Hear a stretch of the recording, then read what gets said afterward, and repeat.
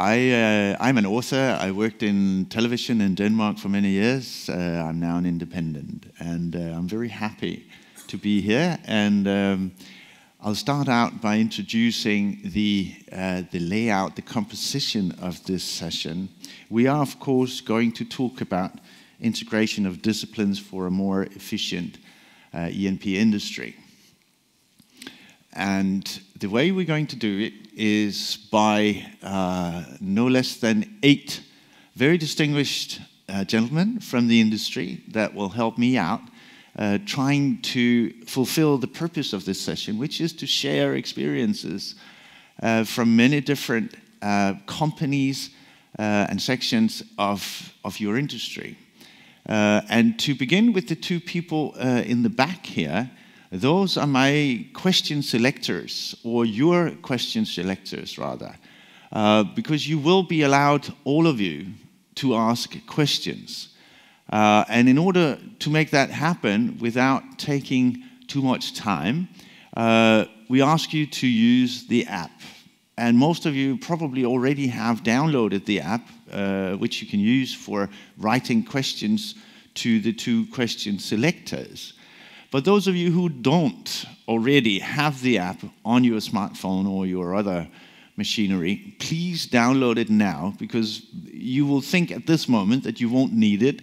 And then somebody up here is going to say something that will agitate you or irritate you or really get you sort of fired up. And you want to make sure that your voice is heard. And unfortunately, you won't have a microphone, but at least you'll have your app. So you can formulate your opinion, your questions at all times, and forward it to the question selectors. And I tell you they're qualified because Bo Serup Simonsen on the right there is head of the Danish Hydrocarbon Research and Technology Center at the Technical University of Denmark. And his colleague for today is Volker Derks, Vice President Technology Solutions at PGS, based in the UK. So 2 extremely qualified people who are, of course, humbly taking care of all your opinions and questions throughout the session. They will sort it out, they will put them in brackets, and they will tell me what you have been asking. And then, I'm in the oil business. I've already sort of stepped over boundaries because I was supposed to start with a safety drill. Do you realize that the oil business is probably the only business in the world that does this on land? I find it really fantastic. I've worked in these sort of capacities several times in the oil business. I'm always intrigued by the safety drills. Just recently, I was visiting Total's new headquarters, the old headquarters of Maersk Oil in Denmark. And before you're even allowed to enter the building, there's a video that tells you to hang onto the handrail when you walk up the stairs. And I thought, Jesus, I'm not 80 yet. And then I walked in and I left the handrail alone, and I almost killed myself on the stairs, falling on them. So it's very useful. There are no fire drills today. If there is an emergency, there will be a slow whoop, and you then leave through the exits, the safety exits, of course, and there are safety exits here, they're on the mid-level, and they're in the back. Why you would use the ones in the back, I don't know, but they're there. Then you leave the building through the main entrance, and the muster point, the assembly point, is just right outside on the parking lot. So that's the safety drill you need to remember. Then, of course, we're going to look at workflows within the organizations, within the IOCs, but we need to understand this, of course, in the context of the transition that we're all talking about these days here in Copenhagen, the transition into a lower emission future, or whatever terms you want to use for that. We discussed that at some length on the very first day when we got here, and we continued yesterday for a couple of hours in this room talking about how digitalization, this immensely powerful enablers, might help the oil industry and all their affiliates to address this transition and the needs that have cropped up within the business within a very, very short time span, and not the least, how this will impact on recruitment, on the policies of human resources within the industry. Obviously, humongously important to all of you who work there and who are looking for a bright future within the industry. Likewise, today, the need for transformation within the industry, within the companies, and between the companies and their suppliers is obviously very prevalent, and something that has been pressing management for some time, of course, in their immense efforts to cut costs and become more efficient. So this is what we're going to discuss today, and we're going to do it in two parts. So that we concentrate in the first part of our session on internal workflows within the industry. This, of course, is not a novel discussion. This has been going on for some years, but I'm sure you know better than me the pressured need, the immense speed with which transformation is taking place, or at least with which decisions are being made these days. So this is the light in which we will talk about the internal workflows of the organizations, and I will ask the three first speakers to address that theme. Then later on, we will somehow change tack and talk a little more about how the cooperation between the organizations, between the major companies and their suppliers are organized, or rather how they should be organized in these times of very rapid change. Finally, you need to know that you're on television at all times.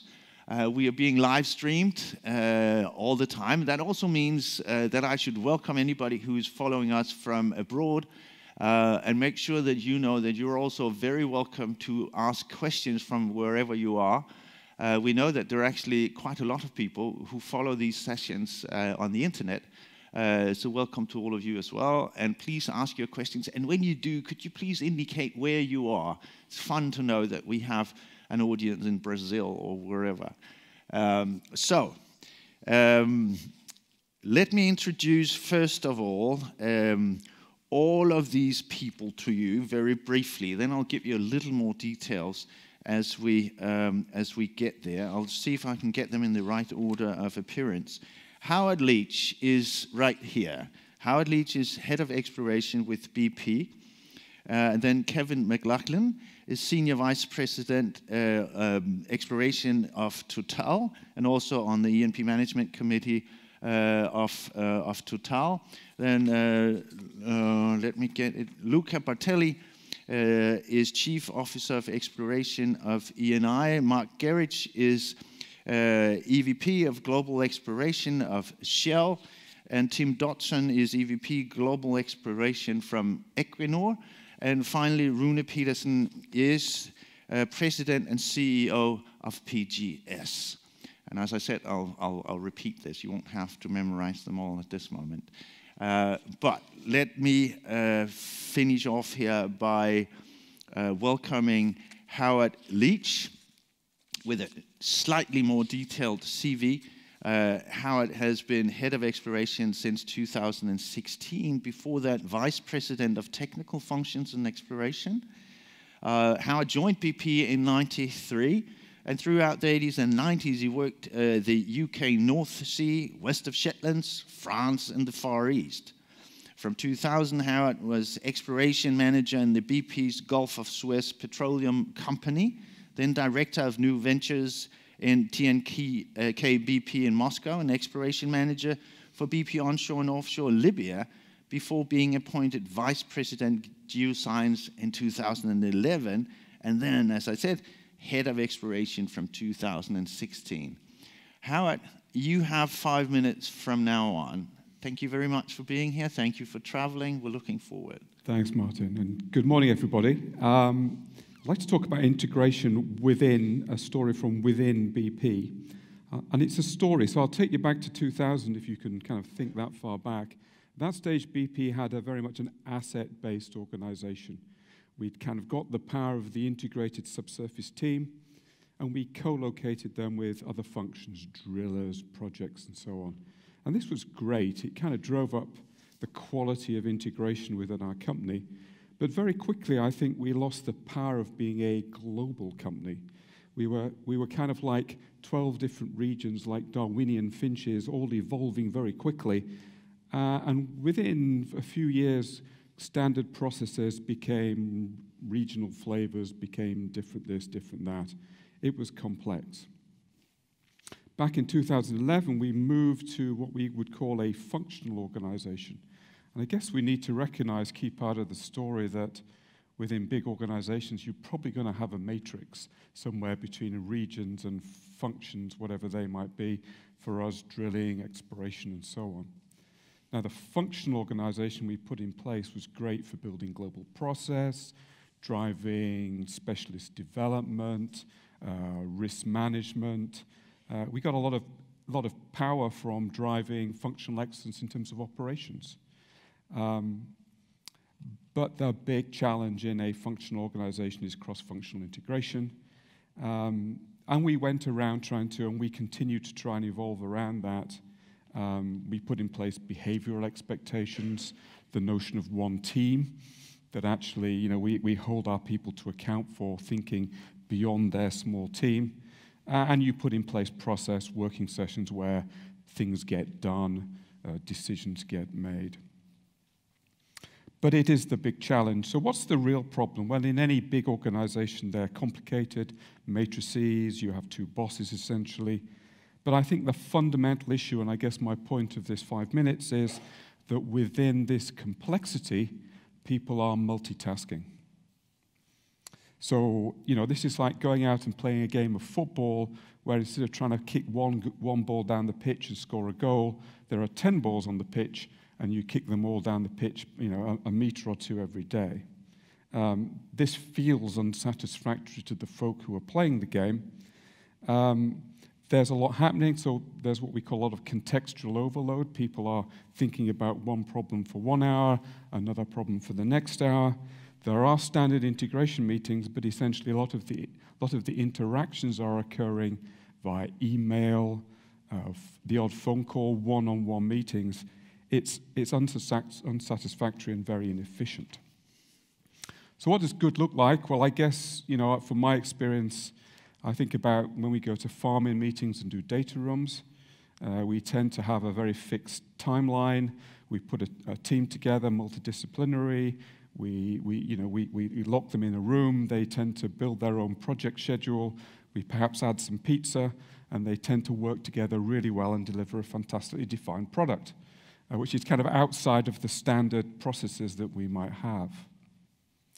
So where we're going with this in BP is actually trying to, we're currently trialing a bunch of what you might call lean, capital L-E-A-N, lean processes, to actually build integrated teams together around the objective of delivering specific defined product. Essentially cutting out the multitasking. Now you can pick whichever flavor of lean you like, whether you're a Scrum person or a Kanban, and I'm certainly no expert, so don't ask me too much later. But I think what I'm seeing is teams working together in periods of around a week to deliver very particular products. They own quality, they own learning, they feel empowered to deliver. And it's really working for us. And so we're going to be stepping this up in our organization. I probably have about a third of my organization trained up before Christmas to actually start to roll out some more agile working methods by the end of this year and then into next year. And I'm convinced, now you may the big question is, can you rebuild your workflows around 1 week or few day sessions that actually put together the product? And actually I think you can, and we've been trying that and it actually works. So I think I'll just close there. I've probably had my 5 minutes. Okay. I think that, the big message for me is, it's getting after multitasking. Multitasking for me in a complex organization is the problem. And so how do we reconstruct our workflows to get people together in multidisciplinary teams to deliver a single product? Martin. Thank you, Howard. And let's not forget to clap today.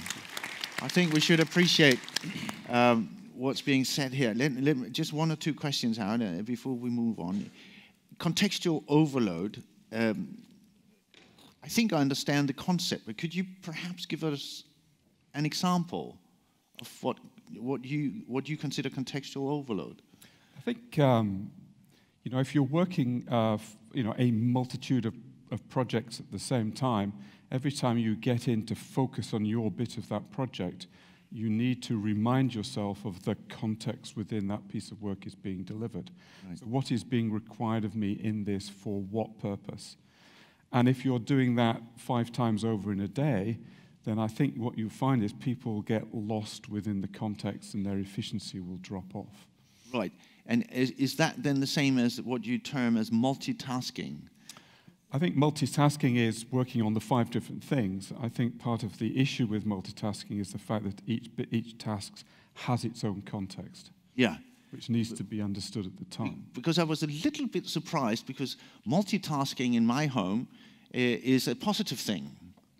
I constantly get told that I can't, but I should. So what we're finding is, so that would seem wonderful. You can imagine I've got 10 geologists, and perhaps they can do an hour here on this, a day here on that, and we can kind of level load the work through this. But what I think we're finding is there's a huge efficiency and quality improvement if we get people to work on one thing at a time. Right. Thank you so much for now. And Tim Dodson, Equinor. Let me just add a few words, Tim, so that people know you a little more than they do now. Here, Tim represents 38 years in the industry, 33 of them with Statoil, which I'm allowed to say because that was yesteryear.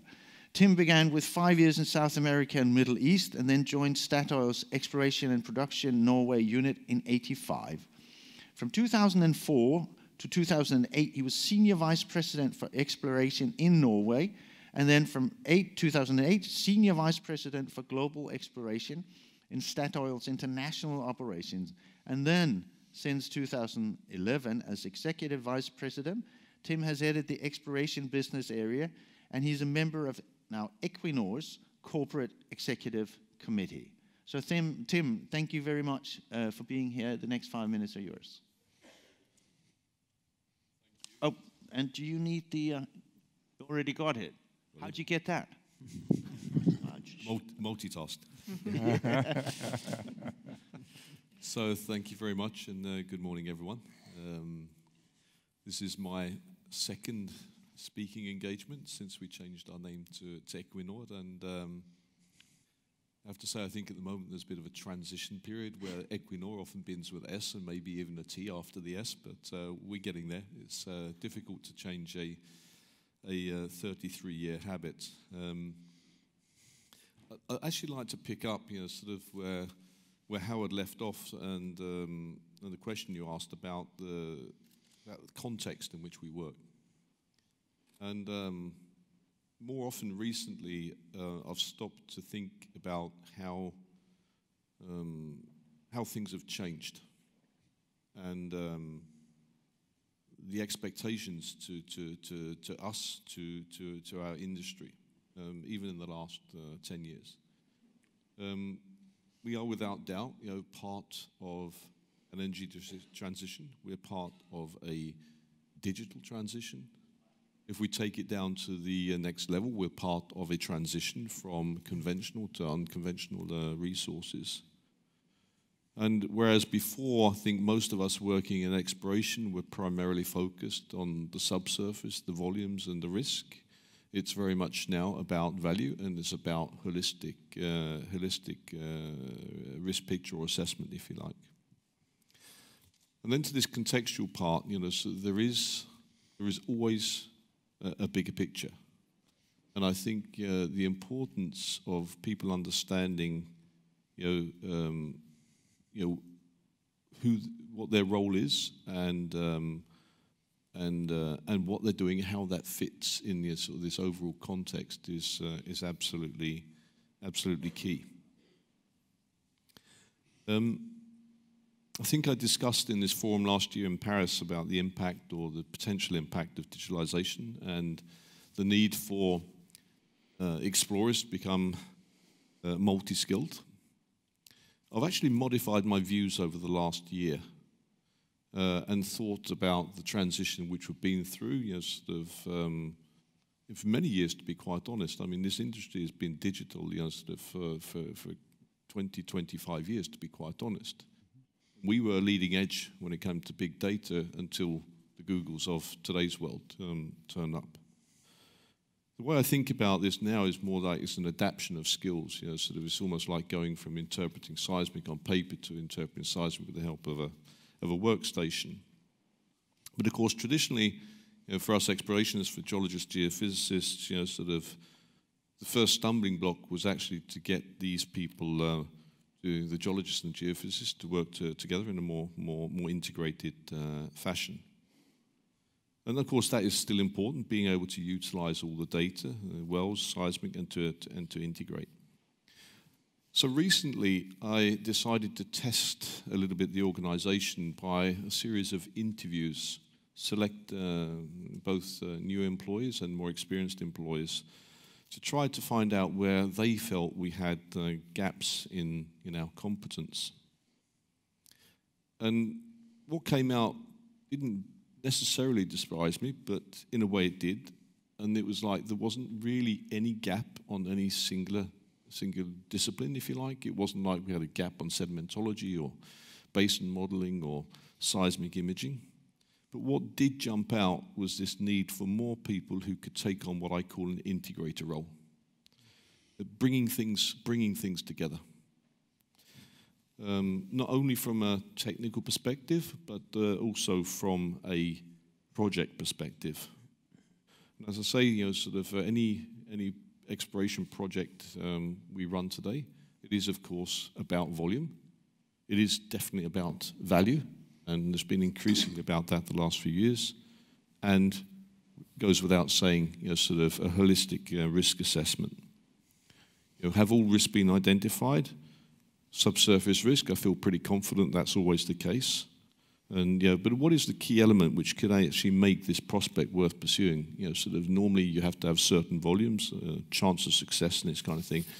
But is the prospect worth drilling or not? And that often comes down to completely different issues. So technical risk and above ground risk, political risk, safety and security risk around operations, fiscal or commercial risk, if you like.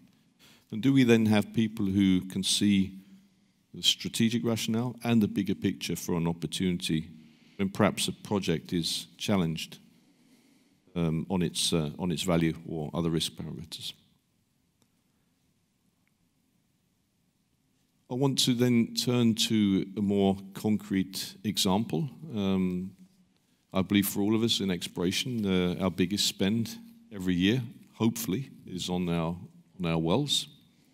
So if I'm looking to improve efficiency or at least to reduce cost, this is an area which we all have to pay some attention to. So this is the only other slide I have to share with, but I'm very proud to share this one with you. I've told this story to some of you before, but I'll continue to tell it because it's a good story. Back in 2012, when I took on my current role, it quickly became apparent to me that we had an awful lot to gain through a closer collaboration with our drilling and well colleagues. The well costs there were ever increasing, partly due to our exploration efforts moving to harsher environments, and not least to considerably deeper water. And as you can see here on this chart, over the last few years, there's been a tremendous improvement in our efficiency and a reduction in costs. We've halved the number of unplanned losses. We've halved the number of planned stops. In production wells, the drilling efficiency has increased by 85% and costs are down 40%. And before people ask and say, well, this is about, so the oil price downturn, it's about lower rig rates, so this kind of thing. Yeah, in part it is that, but that's the 20% and not the 80%. The 80% is actually in the efficiency improvement. On the exploration side, as you can probably see from the chart, so the results are even more impressive. And I can mention a couple of wells we drilled last year, 400 kilometers off the Newfoundland coast. Unsuccessful, unfortunately, but the good thing about those wells was we drilled those for $25 million a piece, compared to $100 million a piece, or close to $100 million a piece in 2013. So what's this really about? It is about close collaboration, but it's about meticulous planning, and it's about being very clear about what to do and deliver, but also what not to do and deliver. And where we started out was with ourselves, basically saying, we want to get from here to there, but how many things do we want to do in between? Do we want to test a secondary target or a tertiary target? What data do we want to acquire? How deep do we want to drill the well? How many cores do we want to take? Do we want to facilitate for a sidetrack if we have a discovery? And we've continued this over the last few years. Basically start with ourselves, simplify what we're asking for, run this closely with our colleagues. And our drilling and well colleagues, they are brilliant. They can engineer more or less anything in the subsurface if you ask them to do that. So you better ask them for something straightforward and simple if you want to improve your efficiency and your costs. So I think this is an example of a close collaboration, working with a different part of the organization. Drilling a well is not integrated into my exploration organization. Notwithstanding, I think we would have done the same thing if it was part of this. So I think I'll leave it there as a way of introduction, and we can touch on other topics as we progress. Thank you. Thank you. Thank you, Tim. And just a question or two. Going back a little bit before your second slide, you said that you told us about this internal questionnaire or interviews you did with people, and found out that it's not as much the technical skills, so to speak. It's more that people were looking for more integrators, I think you called them, people who were sort of looking at a more holistic way of doing things, getting people together around a project and so forth. Now, could you tell us at what level of your hierarchy was this need identified? Were they looking for integrators at a senior management level, or at what point in the procedures were these integrators missing? So these integrators are missing at the technical level, to be quite honest. So the projects, about 2 years ago, we basically went to 100% project model with an exploration. So we run all our work as projects. Before it was typically split into line organizations, geographies. We run it in a matrix. So it's dedicated projects with dedicated people. So a little bit to what Howard said. We've tried that, moving people across on a sort of very rapid basis, but we found that we've become much more efficient if we put the right teams together over a shorter period of time. But then we need people to lead those projects, to integrate the different work streams, if you like, and that's a skill which we've been lacking, I think, and still to a certain degree do lack. Yeah, and that's interesting, and it relates to your second slide, which of course the impressive cost cuts you've been able to make there. But I failed to understand exactly how that related to an integration process, if it does. So could you perhaps tie a knot here for us and say these impressive figures, how were they related somehow to a conscious reorganization, reintegration of people, and breaking down of silos, or did it come across of some other ways? So, not a reorganization as we traditionally think about it in terms of new lines of responsibility, but a reorganization of how we work.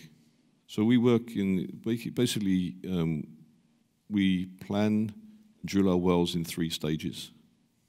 You have the exploration managers responsible for bringing them all the way up and actually getting their prospects prioritized as drilling candidates.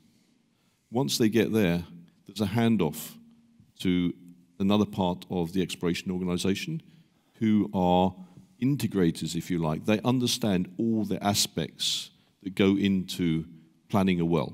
We call that prepare well, that phase, and that is headed up typically by explorationists with operational experience, but with drilling and well people integrated into that part of the project. And once we then have worked up the assignment document for the well to be drilled, we hand it off then to the drilling and well guys to do the detailed engineering and the execution, and then we have a follow-up going through this. And if you were going to look 5 years ahead and say, we're going heavily into unconventionals, renewables, we're changing tack, we're going with a new name, we have a completely new brand strategy, what does that then imply? How are you going to integrate further? Because this is now how you got to this point, but I take it, since you're here, that you recognize the need for more integration, breaking down of more silos. What is the next step?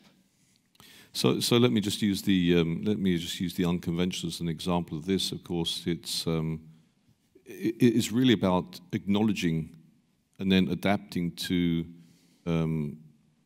a different delivery, if you like, sort of a different outcome. In that case, the unconventionals is not as much about drilling an exploration well as is about the fracking completion technology. So, as an integrator or a project lead on that, you need to have a good understanding of that part of the operation, if you like, which you don't necessarily need to do on a conventional exploration well. Right. So I think this is just, sort of that we have to continually adjust, continually adjust, sort of to the type of projects. And you can take it all the way, if you like, going outside of the oil and gas, sort of value chain into the renewables. It will take something different, sort of a slightly different skill set.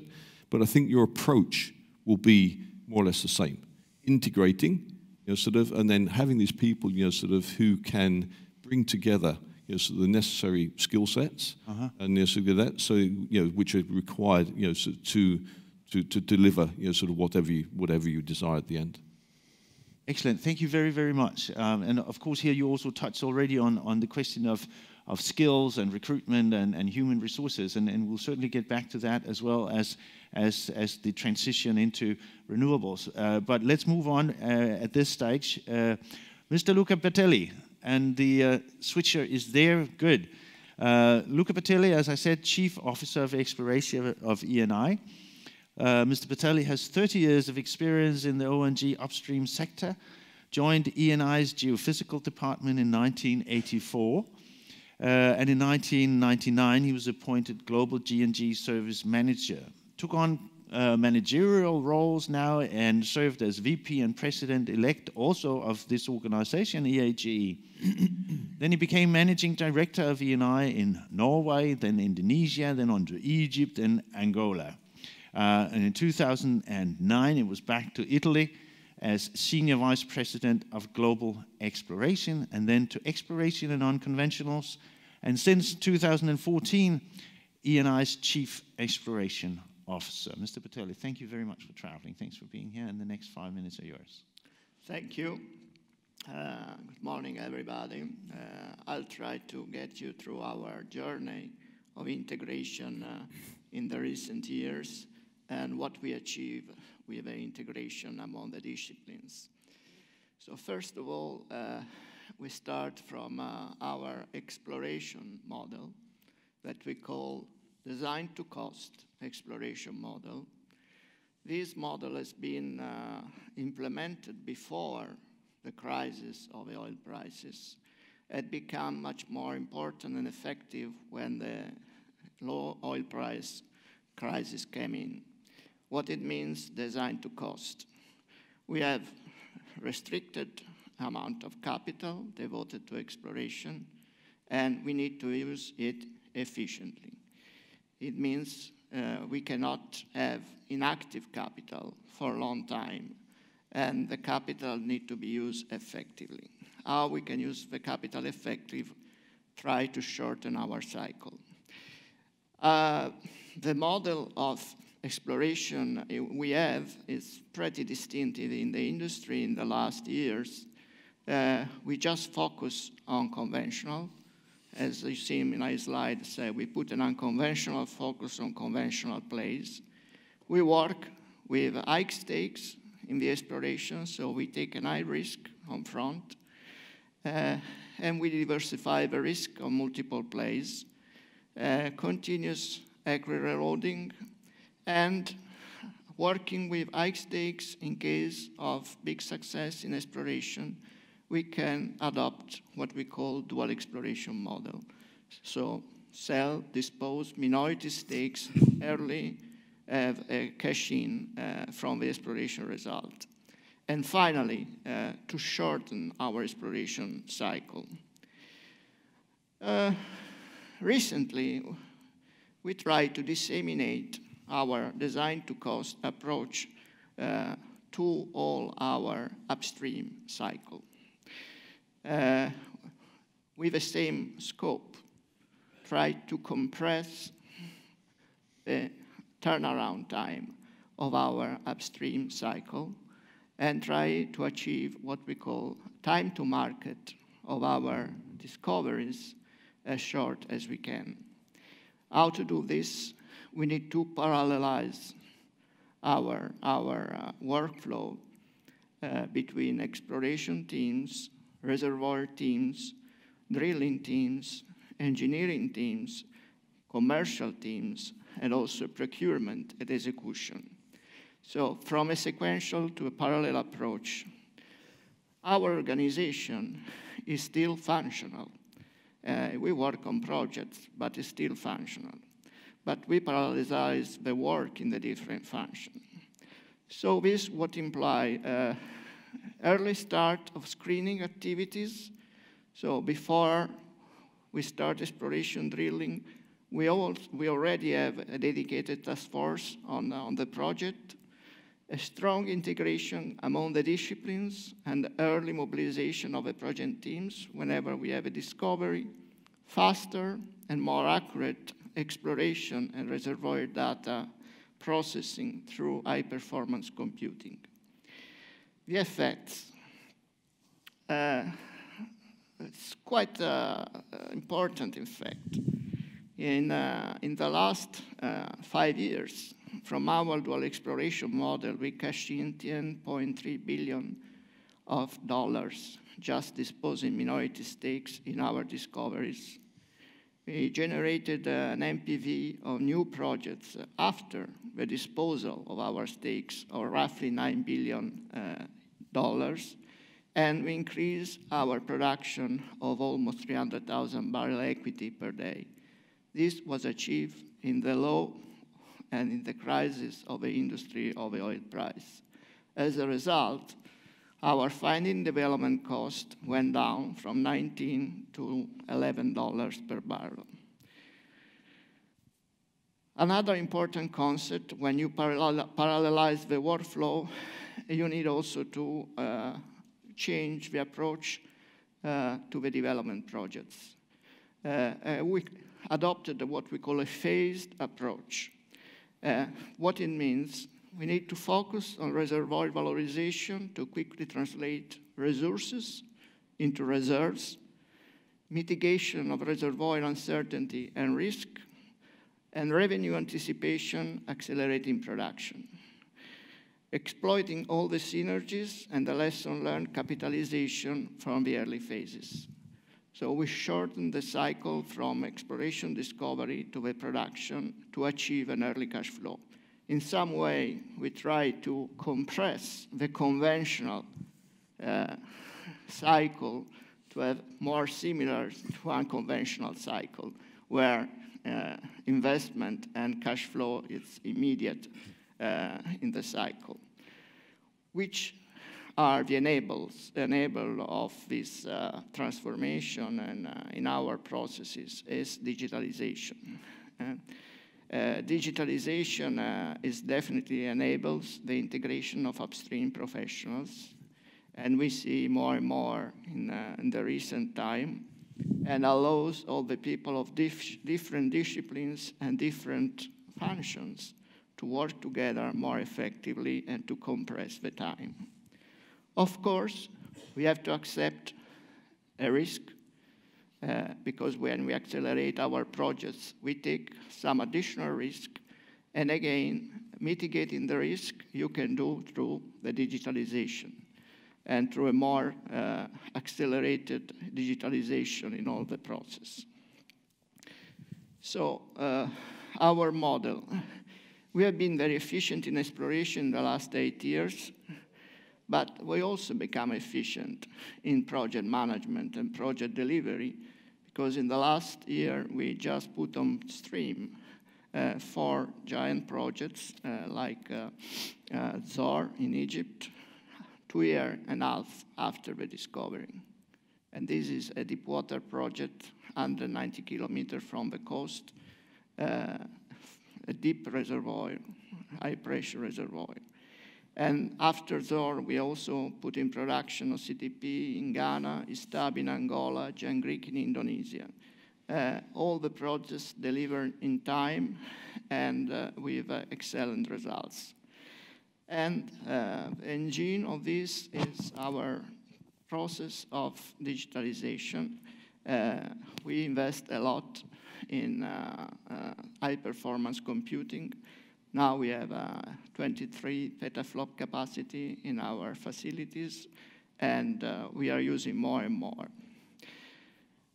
But, you know, integration is a mind attitude, because you need the right people with the right mind attitude to have an effective integration. It's not just a matter of digitalization.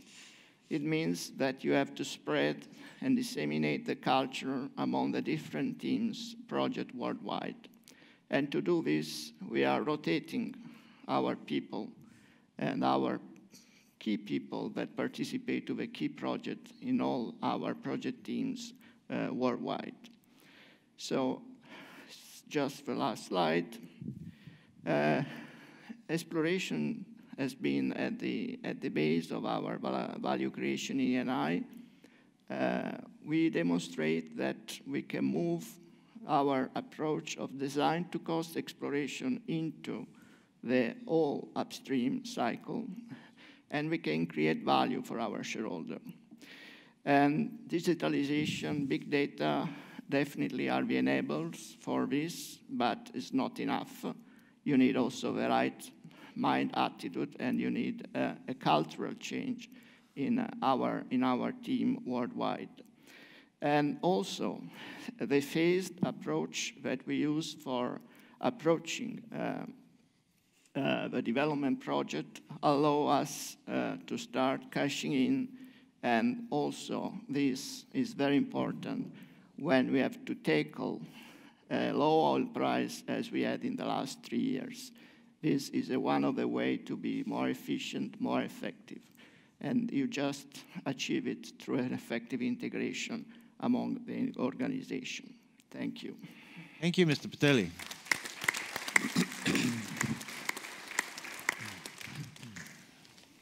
Thank you so much. And I urge you all at this stage, please use your app. Because we will soon activate our question selectors in the back there. But Mr. Patelli, let me ask you a couple of questions here. You talked lastly of a culture of change, the need for a culture of change. And I think I understood most of what you said about moving from a sequential to an operational approach. There were some similarities in the 3 presentations here, I think, on that score.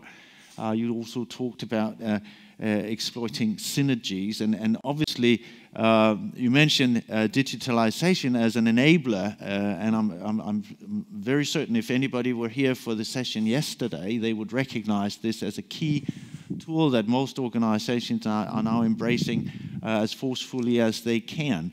My question, though, is when you say from sequential to operational approach, I think most of the people in the room will know what you mean. But how do you do it? The objective, I think we recognize, but how to actually do it?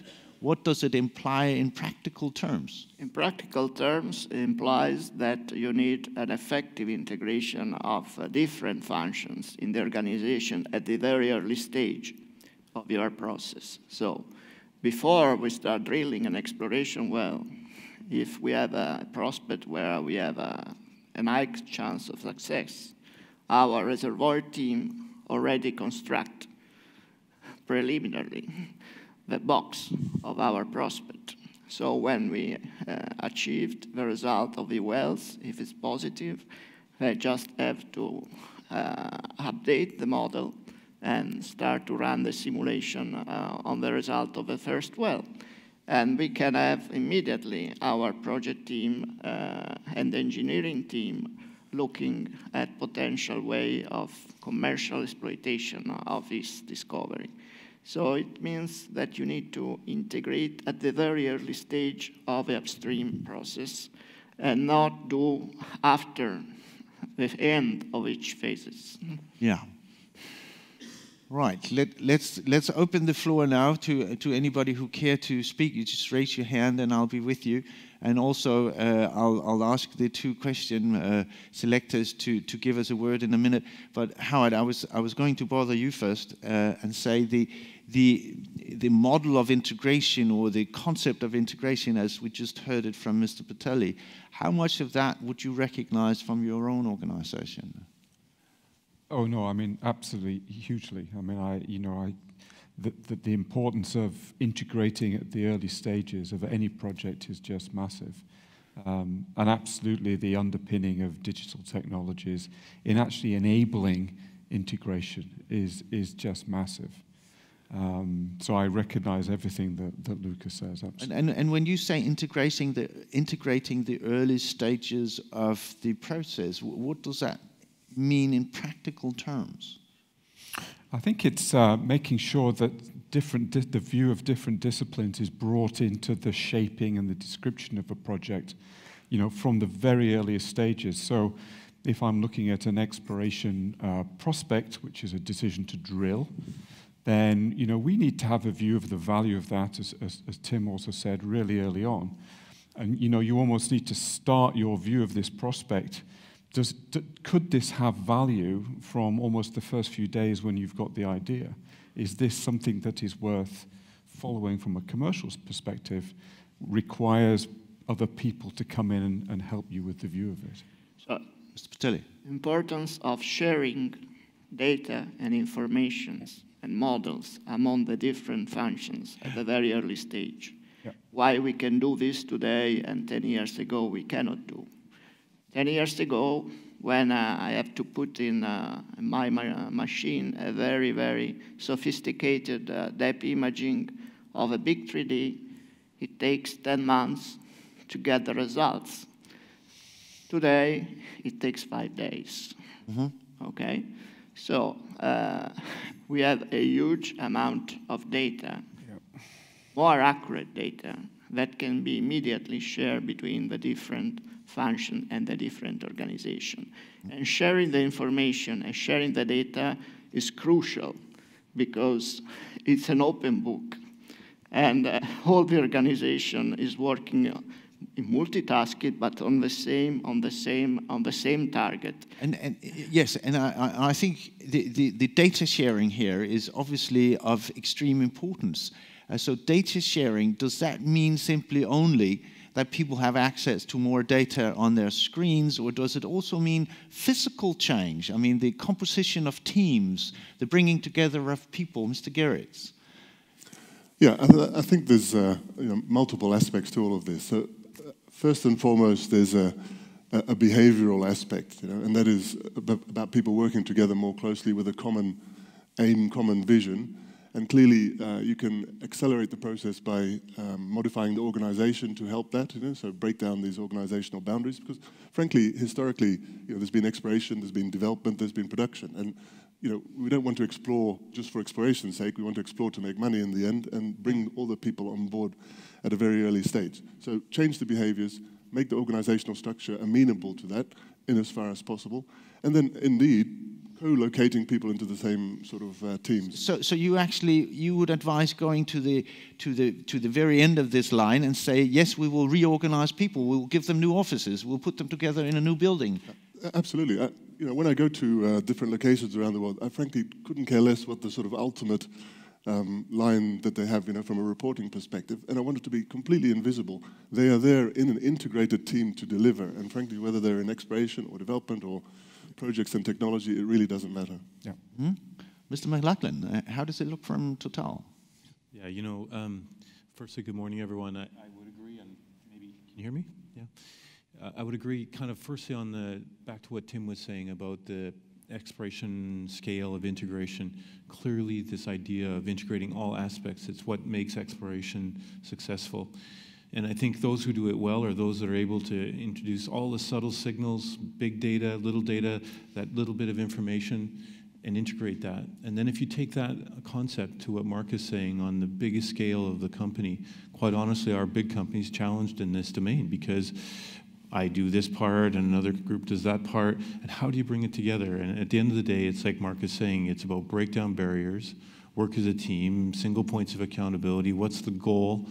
And so we're trying to do this as well, and this is really a focus as we try to improve our efficiency and try to deliver with quality so that we don't have results where that expert team decided that this piece of completion technology was the right thing to do, and it made no sense with respect to a reservoir element. So these are really, really huge challenges that can make a big difference, and I think listening to the panel, clearly we're all focused on this. We believe it's a key success factor. Tim Dotson. Maybe if I could just follow up on Luca's presentation here, and I think in many ways they choose to approach this in a very similar manner. What do I mean by that? Is that ENI have very clearly defined not only what they want to achieve with their exploration well, but an eventual discovery from that well. So I think they've probably taken it, sort of somewhat further than we have, and chosen to focus on sort of time value of money. And all honour to them for doing that. The point is that I think being very clear on what you're trying to achieve, I think is incredibly important for integration, because only then do you know who to involve.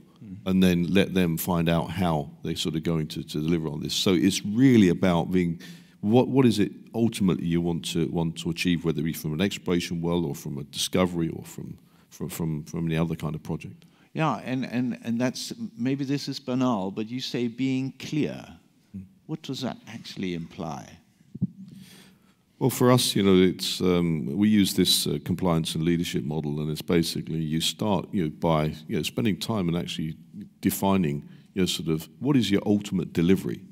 Not all the sort of the small parts, but what is actually the delivery? This back to the context thing, and so as Luca said, for them it's basically any discovery which they made, they're looking to bring that into production as early as they can in order to generate cash. That's a model they follow. We're maybe not there, but as I say, just use that model, define, and then you go back to the front and you start sort of to engineer your process in order to get there. You identify your risks, up and downside risks, and then you start off on your project. And I think far too many times, one, we don't define exactly what we want. We just start. And I'll tell you, if you don't define where you're going, you end up somewhere different. Rune Petersen, PGS, please, and then we move on to the questions, please. Yeah, good morning, everyone. We obviously have a slightly different business model. We do different things than what you do, but it's been fascinating to listen to what you have said about integration, because it applies equally to what we do. We have just downsized our company significantly and reorganized it, and thereby centralized functions and integrated them, as you have said.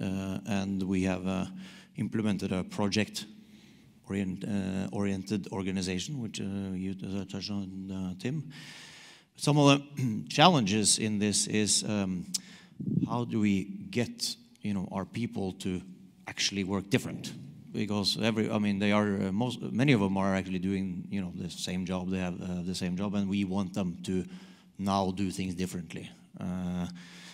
So some of the challenges I think we are facing in our organization is actually changing the behaviors of each individuals in the organization, and how do you facilitate that change?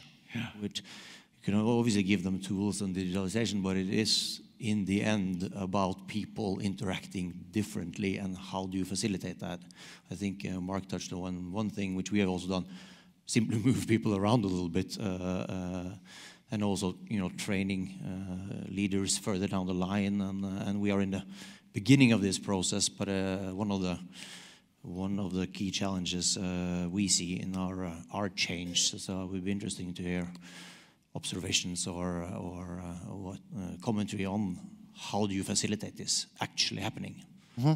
Any comments on this particular issue? Because Mr. Patelli talked about a culture of change. That's like a buzzword, but turning a culture of change into reality is hard work.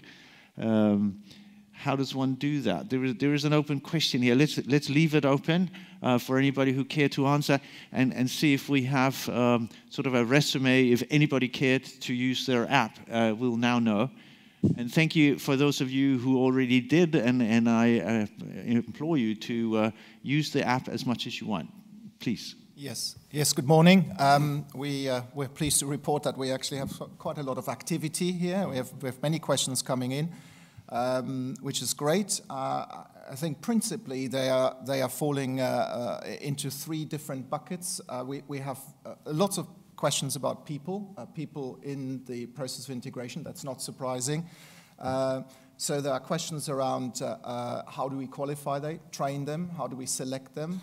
There are questions about integration as a process and how it feels to people in different parts of the organization, junior management versus middle management versus higher management. There are, again, questions about attractiveness in a more integrated company. So how we attract talent. People commented on the multitasking aspect that was mentioned early on, and whether young people are more intrinsically multitaskers and would actually be potentially put off by being very much more focused on single tasks rather than many things. What does attention span mean in working in these more integrated companies? Then we have qualification of the success of an integrated organization. How would you measure that? How would organizations ensure that what they want to achieve is really what comes out of the process, and they're not focused on maybe short-term quick wins, but in the long term it works. And then there's a category of investment commitment by companies. How do you justify that maybe some of the changes in organization actually leads to higher cost upfront and higher complexity in how you work, and how do you make sure that is sort of accepted and you manage that process. And talking about qualification of success, there was also repeated a question here about how do we measure failure? Are we focusing on things that don't work well enough? Or are we emphasizing success too often and not look at when things go wrong, and how do we learn from that? So those are sort of the main. When I make sort of one more comment, what's surprising is that a few comments come through now that focus on systems and data, which is what the connections that we wanted to make with the sessions to yesterday. Yes. But most of them are about people and how we organize ourselves. And the system aspect, the data aspect, hasn't really featured that much in the questions. No, I'm sure. Thank you very, very much, Volker, and thank you to all of you who are contributing in this very, very valuable way. I think it's a brilliant way to get a feeling of what really concerns the audience here. And I think it would be fair to say that we need to talk a lot about human resources and multitasking, and therefore I'm going back and asking Howard to comment on this. And I want to say also that I'm sure that we will talk a lot about data sharing in the next half of our session when we talk about cooperation between the organizations, the IOCs and their suppliers. But thank you very much for all of this, and thank you, Volker, for a wonderful summary. People, human resources, and multitasking, and how do young people fit into the picture? I'm sure all of you will say very nicely so, but I'd like you to be slightly more specific and address this issue with the sincerity that the question was properly posed, because there is a question here, of course, of how do people of experience fit into a process of transition, and how do young people get attracted into an organization that's fairly much in a mess and changing everything every Wednesday? Howard? Yeah, I kind of alluded to it earlier. I think the advantages for me of kind of focusing around product in a particular time frame is business efficient, but also in our experience trialing this last few months, people really like to work like this. They actually feel that they're delivering a product every week. That feels good. And I think the experience that people are getting by working that is they get to see the totality of an integrated product set very quickly within a week. And you see it one week, you see it the next week, you see it the next week. People get, especially when you've got less experience, you get to see the totality of the workflow, the integration in a very short space of time. So that is a tremendous learning experience. You're seeing things very quickly that you may have to wait 6 months to a year in a more serial way to see. So I think the experience is very powerful. It also develops what we're kind of calling it T-shaped skills. It's probably somebody's copyright somewhere.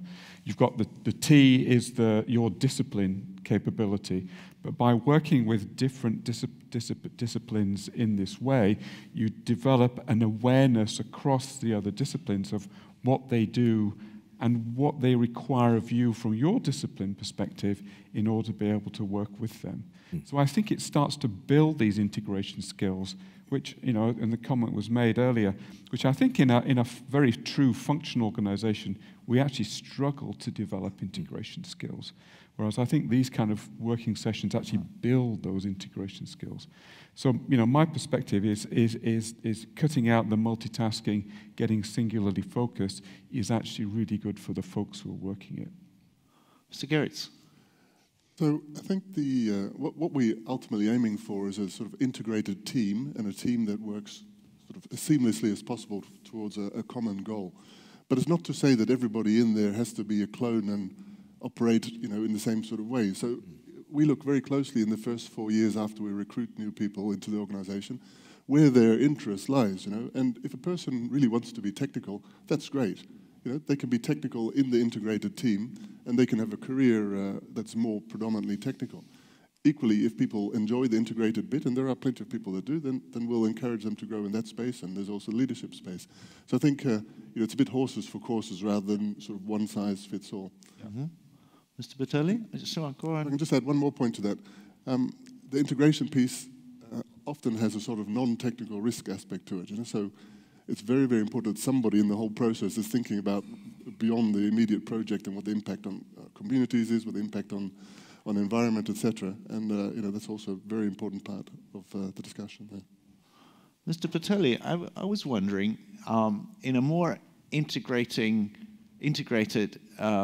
system of workflows, is the path to higher positions faster or slower if you're looking for a career?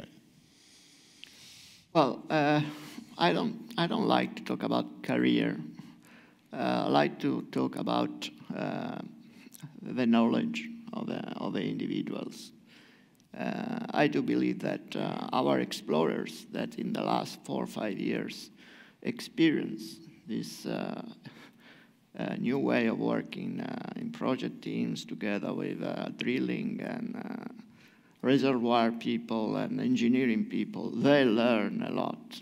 They learn a lot more faster than when they did in the past, when they just made the monotask exploration. And the same is for everybody of the different teams. They learn a lot. It's exactly what Howard told us. Everybody understands what they need from the other in the organization and how they need it. And this is a huge value for the organization because the people understand each other more easily, and you go straight to the commitment more easily to the target of a team more easily. So I believe that there is a huge value.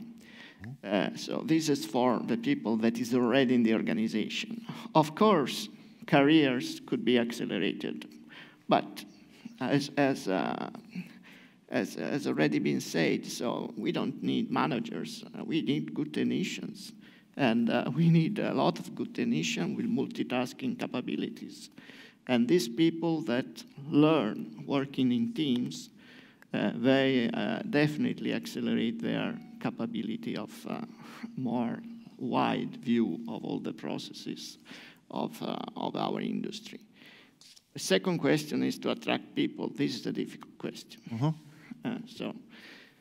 Definitely our industry is in a transition period, and we have to admit that we have some difficulties in attracting more and more people because a lot of people, quality people, take other ways.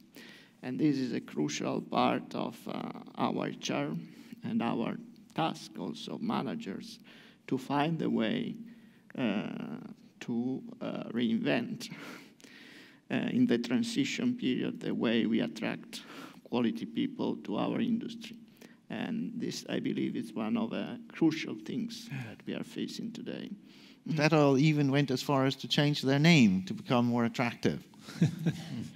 Well, Dodson, you asked for the name, we can change the logo, but at the end of the day, I think for all of us, our organization, at the end of the day, it's the reputation of the organization that makes the difference.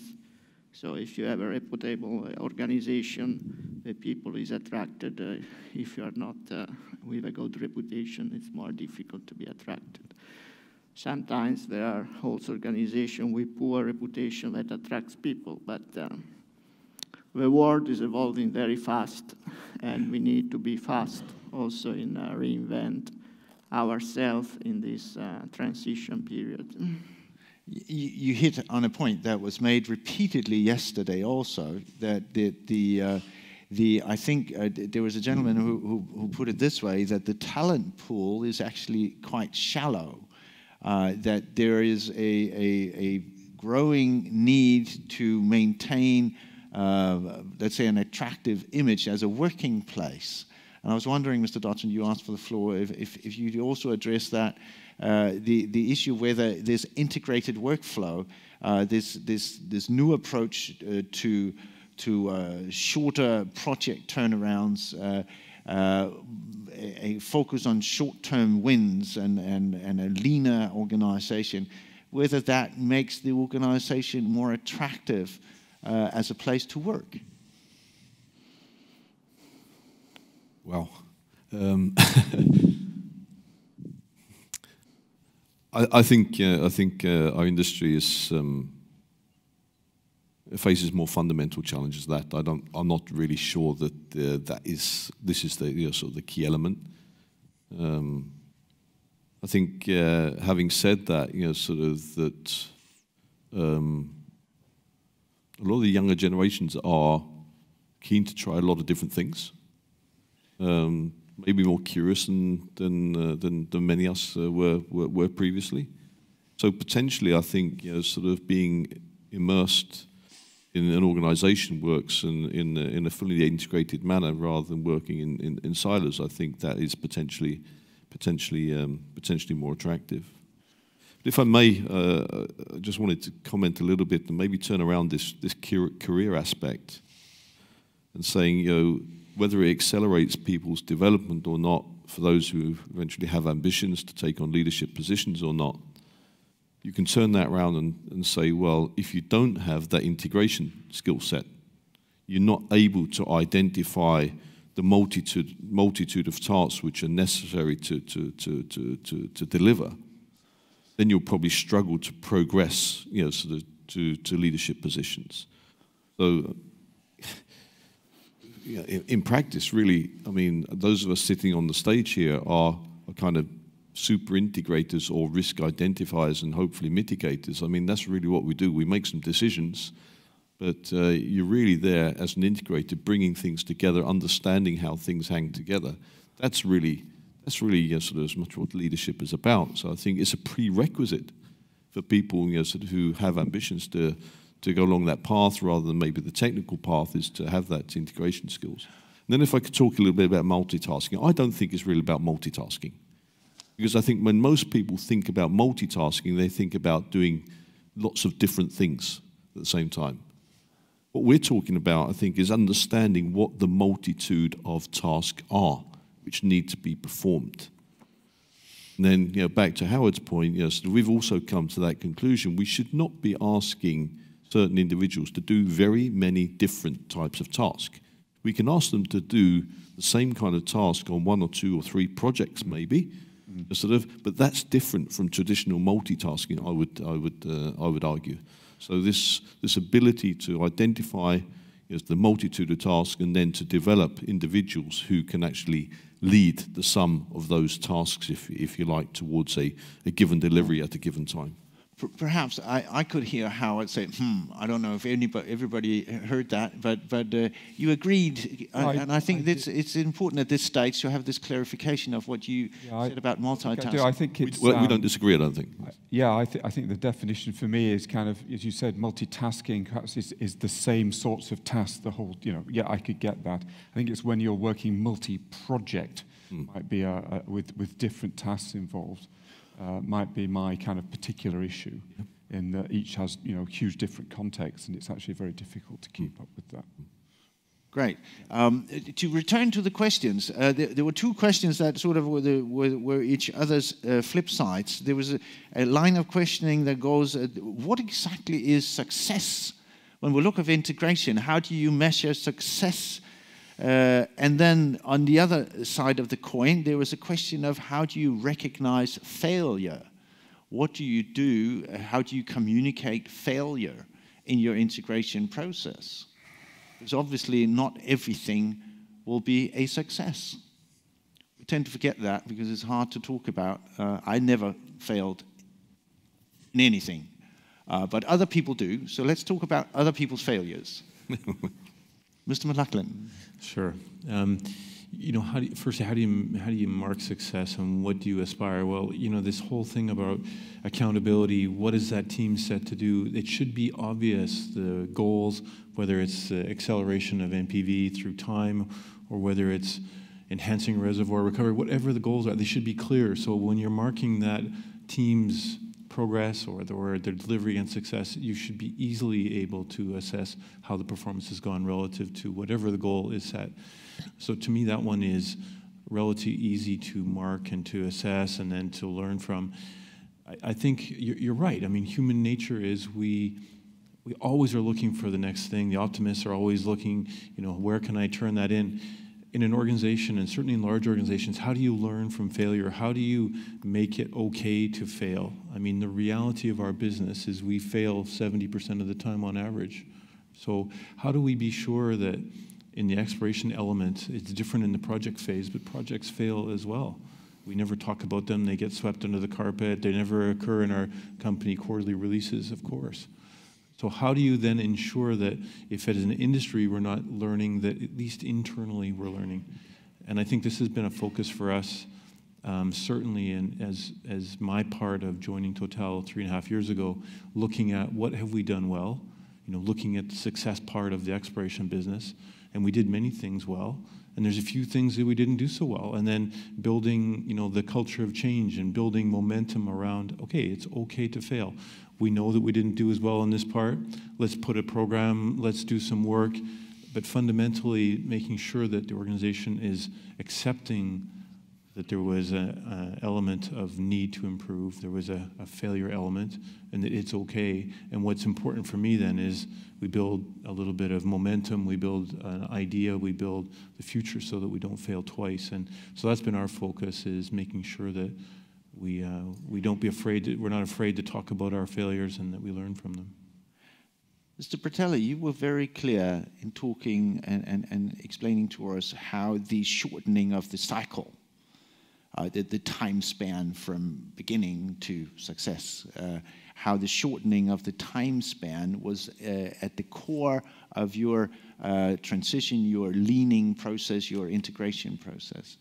Now, it seems to me that in a shorter, with a focus on this shortening of the process, the room for failure becomes much smaller. There is, in essence, no room for failure when you squeeze time like that.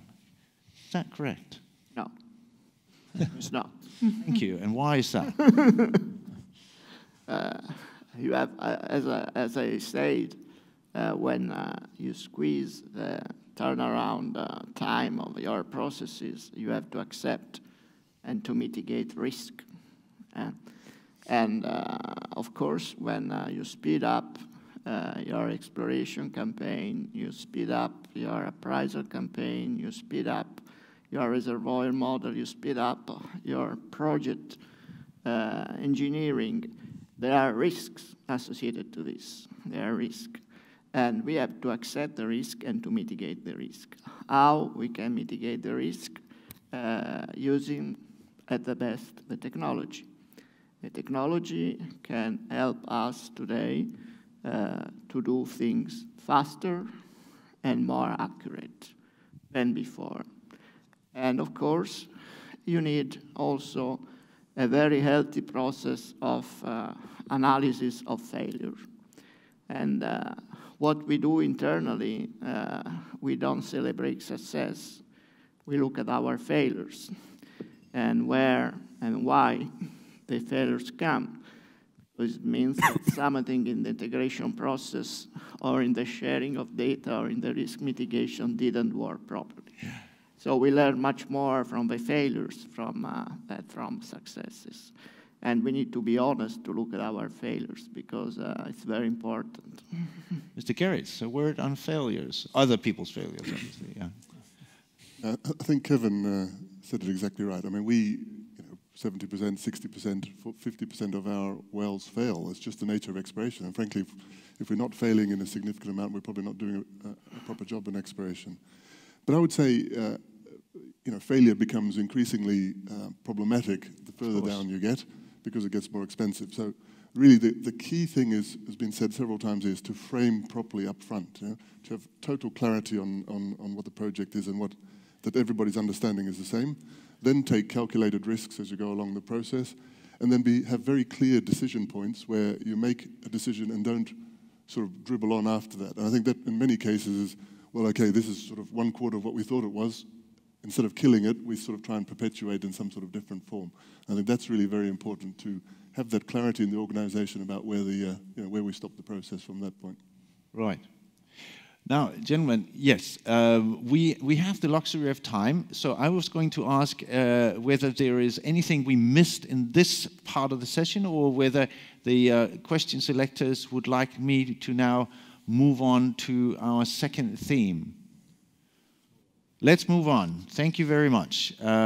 And what we will now look at, of course, as I said from the beginning, and then allow the the three next speakers is new models for collaboration between the E&P industry and service companies and suppliers.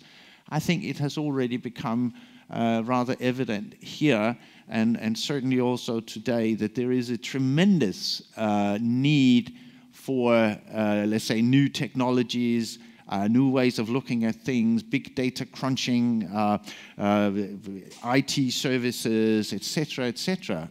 There are really a pressure on for cost-cutting measures, and at the same time, new types of services, new impetus in deliveries from suppliers. So here is really a crunchy issue where interests clash quite dramatically.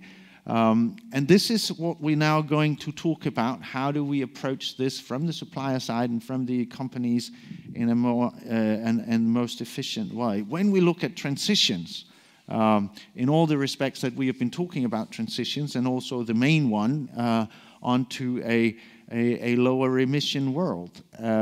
So I'm going to introduce to you now the three speakers, one one at a time, as we move on to this second theme. And first in row is Kevin McLachlan. Of course, you've already met him, and then he also sort of told us a little about himself.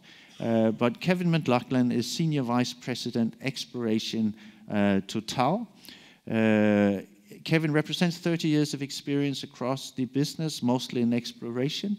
In 2006, he joined Nexen in London as Europe Exploration Manager. In 2009, appointed Vice President, Global Exploration, based in Canada.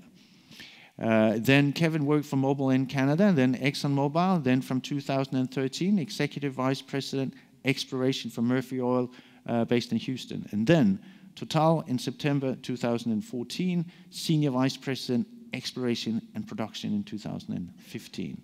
I hope I got that one right, Kevin. That's very good, yeah. Thank you very much. And the next 5 minutes are yours, of course. Okay, great. Thank you very much, and good morning again, everyone.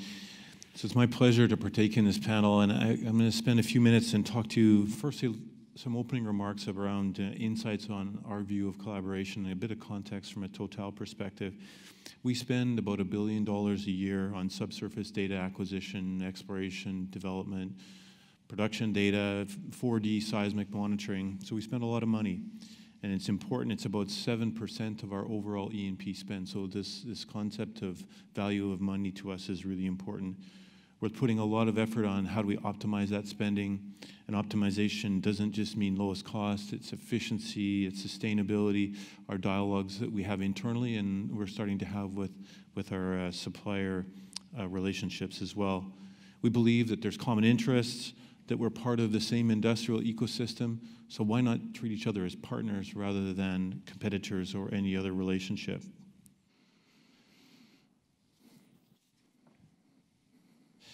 Okay, so I have 3 slides. This one talks about key priorities between kind of the E&P operators and the service company, the supplier, as we say.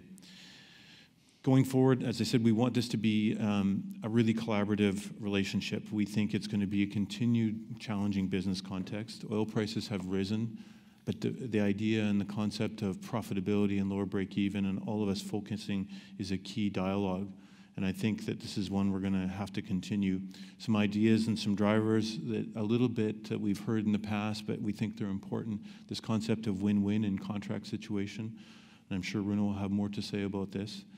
Alignment on the safety performance and lower environmental impact, critical aspects in all of our operations, and it starts with our relationship. Tackling inefficiency, Luca talked a lot, and others around this cycle time reduction. We think that in the relationship part of how we work is going to be instrumental in addition to our mindsets of how we explore and develop. And then really bringing in disruptive innovation, and I will share some examples of that. To comment on the contract, we think it needs to go much more beyond today and tomorrow in the contract discussion and the procurement teams. It has to be, which of those are limited impact situations and they're not sustainable. So what does that mean in the longer term? How do we build a relationship that's meeting the needs of the supplier on the contract side as well as the operator. And we think that's going to take some paradigms, some step changes in our mindsets, both internally and with our suppliers. And it's this idea of collaboration that we want to develop. Second slide, just to throw out some ideas around possible solutions and themes of collaboration and innovation. So kind of firstly on collaboration, as I said, we want to look for optimized solutions. You know, what does that mean? Getting rid of some of the dogmas of how we worked in the past with our supplier relationship, focusing on the collaboration parts, and therefore the contractual side will hopefully come from that. So some examples, you know, between suppliers. Just because two suppliers are working in one country doesn't mean they have to compete. Why not share on infrastructure? Why not utilize other models of collaboration? And I'll talk about this from an operator's perspective as well, because I think the parallel applies. We're doing this with BP, for example, in some of our operations in Brazil. So it's really about sharing logistics bases, setting up programs, oil spill response, you know, supply vessels, helicopters, all the logistics things, especially when we're operating in what we'll call frontier operating domains, are huge costs relative to the cost of the drilling itself. So how do we do this more effectively? We internally are working very hard on well standardization, architecture standardization to make it so that we can have pools of capital sourced materials. So why not do that on an industry basis? Between operators and suppliers, you know, sharing of things when we talk about new countries and we open up new countries. Let's have that dialogue earlier. Of course we're competing, but at the end of the day, usually we license the whole same data. So why not do that more effectively with the supplier, in this case, the seismic contractor? And then to expand that dialogue further, let's bring that dialogue early and open and include the authorities. And I think we're doing this in some countries where we're talking about, you know, multi-client surveys, bundling contracts, service supplier.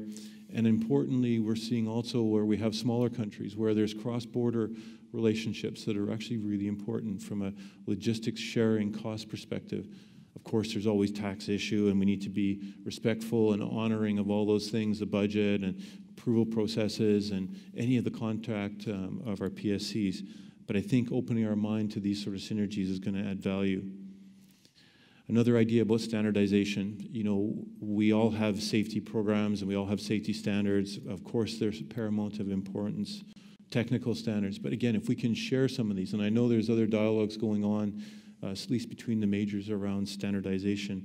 And I think there's huge opportunities then when we go to contract where not only are we using the same systems when it comes to contracting, but actually the contractors know what work. It's the same language between all the companies. If we could get to that, think of the power of impact that could bring. Participation in R&D. Many of our companies have R&D, some do not. I think that this idea, whether it's companies that have R&D programs, let's participate in the consortia, develop technologies, develop new ideas, and then apply them to share risks, share costs, and share the knowledge. It can only help us in the longer term. Comment on innovation, innovative technology. We watch, and we've been innovators in the oil and gas industry, but we see what's going on in the disruptive world, whether it's Google or all of these other companies. So let's stay abreast of these startups. They're entrepreneurial companies. Let's watch them. Let's adapt what they do and not be so closed about the rigid ways our processes go. We talked about data, and I'll comment a little bit about that just a second. But we have extraordinary amounts of data. As Tim said, we were the leaders probably in the digital era, and now we have alliances with Google and others that are helping us. So this is going to be a key part of our toolkit. Artificial intelligence, machine learning, it doesn't replace the geologist and the geophysicist, but it can transform how we interact both with the subsurface part, but probably on the operations side as well. Then we get talking, one of the things that we think about internally as we set up these alliances and partnerships is how do we communicate? How do we share data? We all have our security elements, and now we're talking about intercompany sharing. Do we do that with the cloud? So all of these things, how do we communicate when, you know, we're located halfway across the continent or on different continents? I think they're all important. And then last, and I'll talk a little bit of a project example, this concept of wireless and automated technologies and how can that impact, and we think it can impact, you know, reducing costs, but human risks and certainly environmental. So we think there's more to do in this domain. So I wanted to finish just an example of what we have done in a project that I think is very exciting and very interesting, and we believe could be disruptive to the way that seismic data is acquired and in fact probably processed in the future. And it's a project called METIS. It's undertaken as a partnership with many contractors and suppliers, but two major with wireless seismic and geokinetics. And what this project is doing, it's using drones, airborne drones, and automated systems to enable onshore acquisition, 3D or 2D, in modes where we had to go on the ground very heavily. And this is an example from P&G, in fact, where we just did a test last year of this technology using drones to drop darts, in fact, that are geophones that plant in the ground, and they have guidance systems to avoid the foliage, for example. So truly disruptive technology that we think will have huge impacts to let us do 3D seismic where we couldn't afford, frankly, in the foothills, where it's just too expensive, or we can't get the proper coverage. So these are the kinds of things, when I talk about disruptive and innovative technologies, that we think will be the future. And it's not easy. It takes integration of all kinds of technologies, different companies, and the project team is really focused on how to make this one successful. So we're looking forward, and I wanted to share that example with you today, so thank you. Thank you very much. Kevin McLaughlin. Thank you very much. And again, I urge you now to use your app and add your questions or your views, your sentiments at this point to our question selectors. Kevin, thank you very, very much. You say pooling resources and sharing resources, possibly between the IOCs out in the field. How far are you ready to go? I think we're ready to go pretty far. You know, we work in JVs. You know, I'll use one example. It's always nice to use an example. We work in JVs, and those groups, by definition, are sharing. And an example in Brazil, where I commented, where we work with BP as the operator right next door. And in the beginning, and Howard and I have had, I don't know how many conversations about how we be efficient. And it took us stewarding the organizations and helping to break down paradigms of how we work. This is the BP way, and this is the Total way. And it took compromise, and it took dialogue, and it took listening and understanding each other's sometimes process needs, sometimes safety procedure, to have, you know, a common logistics base, which was a huge step, for example. And you know, really, it's by that kind of behavior that we've taken huge cost out of that program that we're still planning to do. Obviously, I mean, there are some huge cost-cutting potentials in this type of procedure, but there also, as you already indicate, this is not easy, and there is obviously also a competition element somewhere in there. There is another, you said, you talk of partnerships with the suppliers. Could you elaborate there? What exactly does partnership entail? Well, it's really, of course, it ends up being, you know, a contracted situation where we're defining what the partnership will be. But, you know, the case in point that we talked around, where we're actually partnering with companies that are doing research and development work on the future of seismic acquisition technologies, where we're doing the integration mode as a kind of lead, if you like, from the integration. And the partnership is really not just Total teams, it's actually third-party suppliers that have a huge part. And there's some risks. You know, it's not an easy world, and the last 3 years have been very difficult for the suppliers, and I would recognize that, as well as for the operators. And so, yes, so that's exactly what we mean, is taking these partnerships where there's a technology element, or maybe there's a resource piece, and making that a part of the team, and it really is a partnership. It's a long-term relationship. Thank you very much for this intriguing insight. Rune Pedersen from PGS, it's your turn. 5 minutes. And let me put a few more words on you before we move on. Rune Pedersen, President and CEO of PGS. As I think you alluded to earlier, you joined PGS in 2010 as head of legal, and soon also took over communications, strategic customer relations, marketing, and corporate development. Prior to joining PGS, Mr. Pedersen was with the law firm Anson de Besche. He is a lawyer and also with an MBA from London Business School. It's all yours. Thank you, and good morning again. Yes, I'm going to talk a little bit about collaborations between EP companies and service companies. And unfortunately, I will mention some of the same things as Kevin just did in my talk. This will be a little bit about a need for a collaboration between us, the service provider, and you, the EP company, and also between you, the EP companies, so that we are able to be more efficient, and something about tools. I just included this graph to remind us what this is all about. We have just been through a very hard downturn for the exploration industry at large, both the E&P companies and also service companies, and the demand for our services has dropped more than 60%. And in this period of time, we have taken out a lot of cost. We've been more efficient. You have taken out the cost. We have taken out cost. However, the world will demand our services also going forward, even if renewable energy will increase more than what we are. Oil and gas will be an important part also going forward. And therefore, we need to continue to explore, and we need to explore more than what we have done over the last 3 years.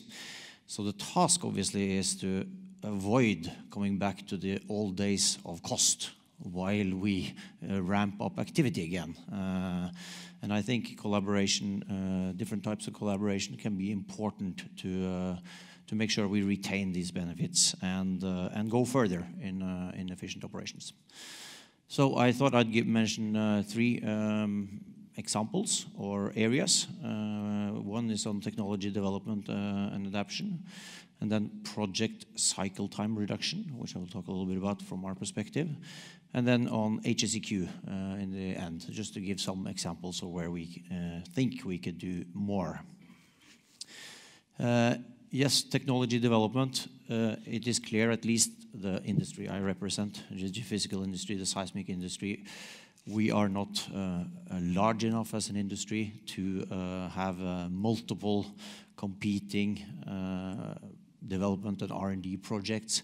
So it is important for us to collaborate both suppliers to supplier and between the E&P companies and the suppliers, so that we make sure that we develop products that are useful and effective for you and not something we believe is useful. I think we need to look at alternative models from what we have been doing historically, and also continue to use the collaboration models we have actually been using historically, but maybe to a greater extent. So obviously joint industry projects is important, so that we can get together and define a target for a project and make sure that we both put money into this to a common goal. If we can then make sure we include more suppliers and more oil companies and avoid having multiple competing projects ongoing, I think that would be helpful and save cost for this industry. Just to take some example, there's obviously some challenges here, and one is obviously on IP and ownership. We need to overcome that, and on commercial models, but that I think is solvable. Of course, the whole digitalization issue is very important, and I do believe we have to obviously go down this road. When we do, it would be, I think, very beneficial if we all worked on platforms that communicate with each other. It doesn't have to be the same platform, but if they do actually communicate with each other, then we can be much more efficient in our interaction. And I am quite optimistic that moving from a world where we all have our own systems to a world where we utilize the systems of the Google or the Amazons or the Microsofts of the world, and therefore are able to communicate live on projects we are working on, would be a large contributor to efficiency in our industry. So I hope we we should continue to discuss this. We should continue to drive towards working on common platform. It doesn't have to be the same platform, but it has to be a platform that communicates with each other. I think is very important. And that brings me into project cycle time reduction. We have talked about that on a larger scale.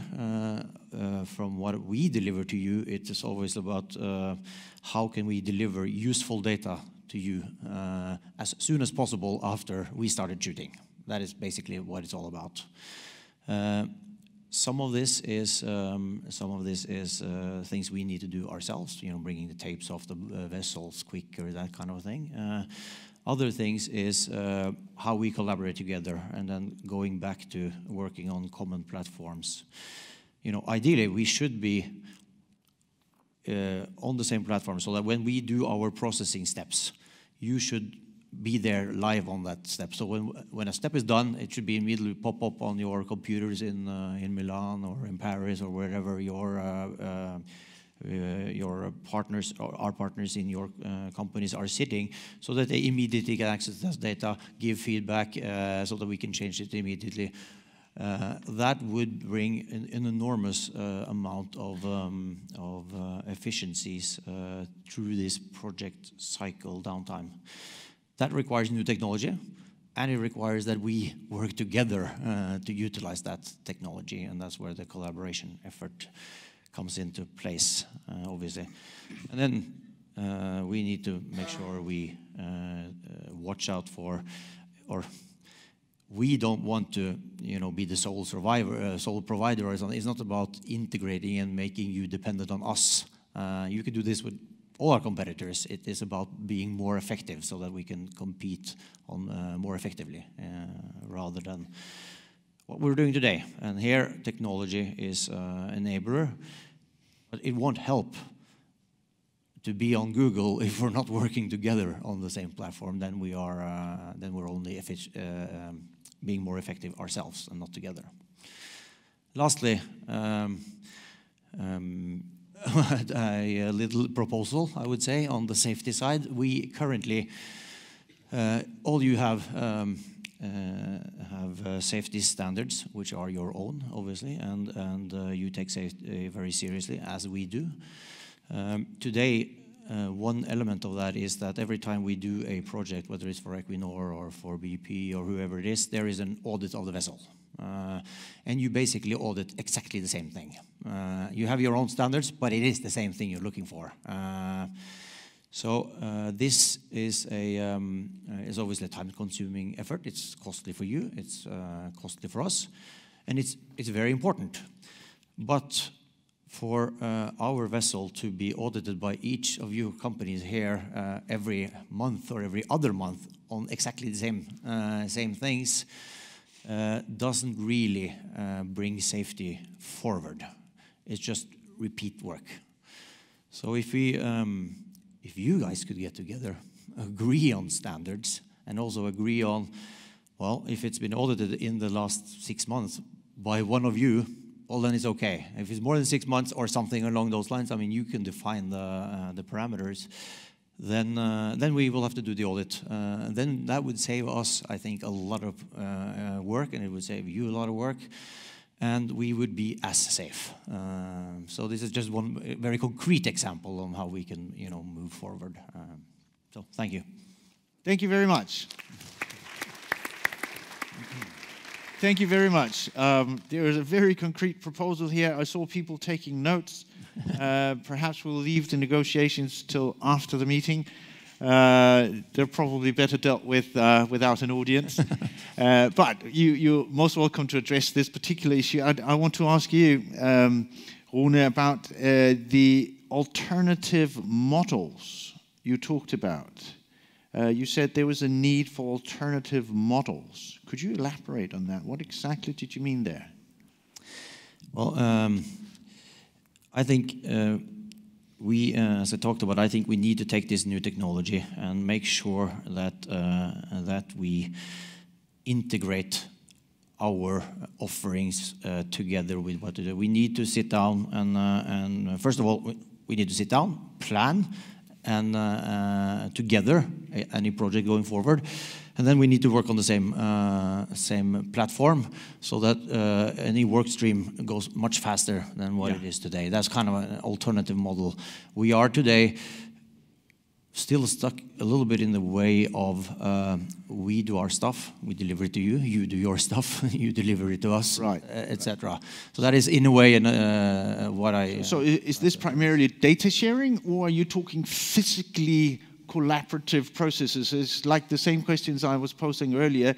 Is this a computer issue? Is this a data sharing issue? Or does it also entail new physical ways of moving together? You want different workflows, different meetings, different collaborative processes?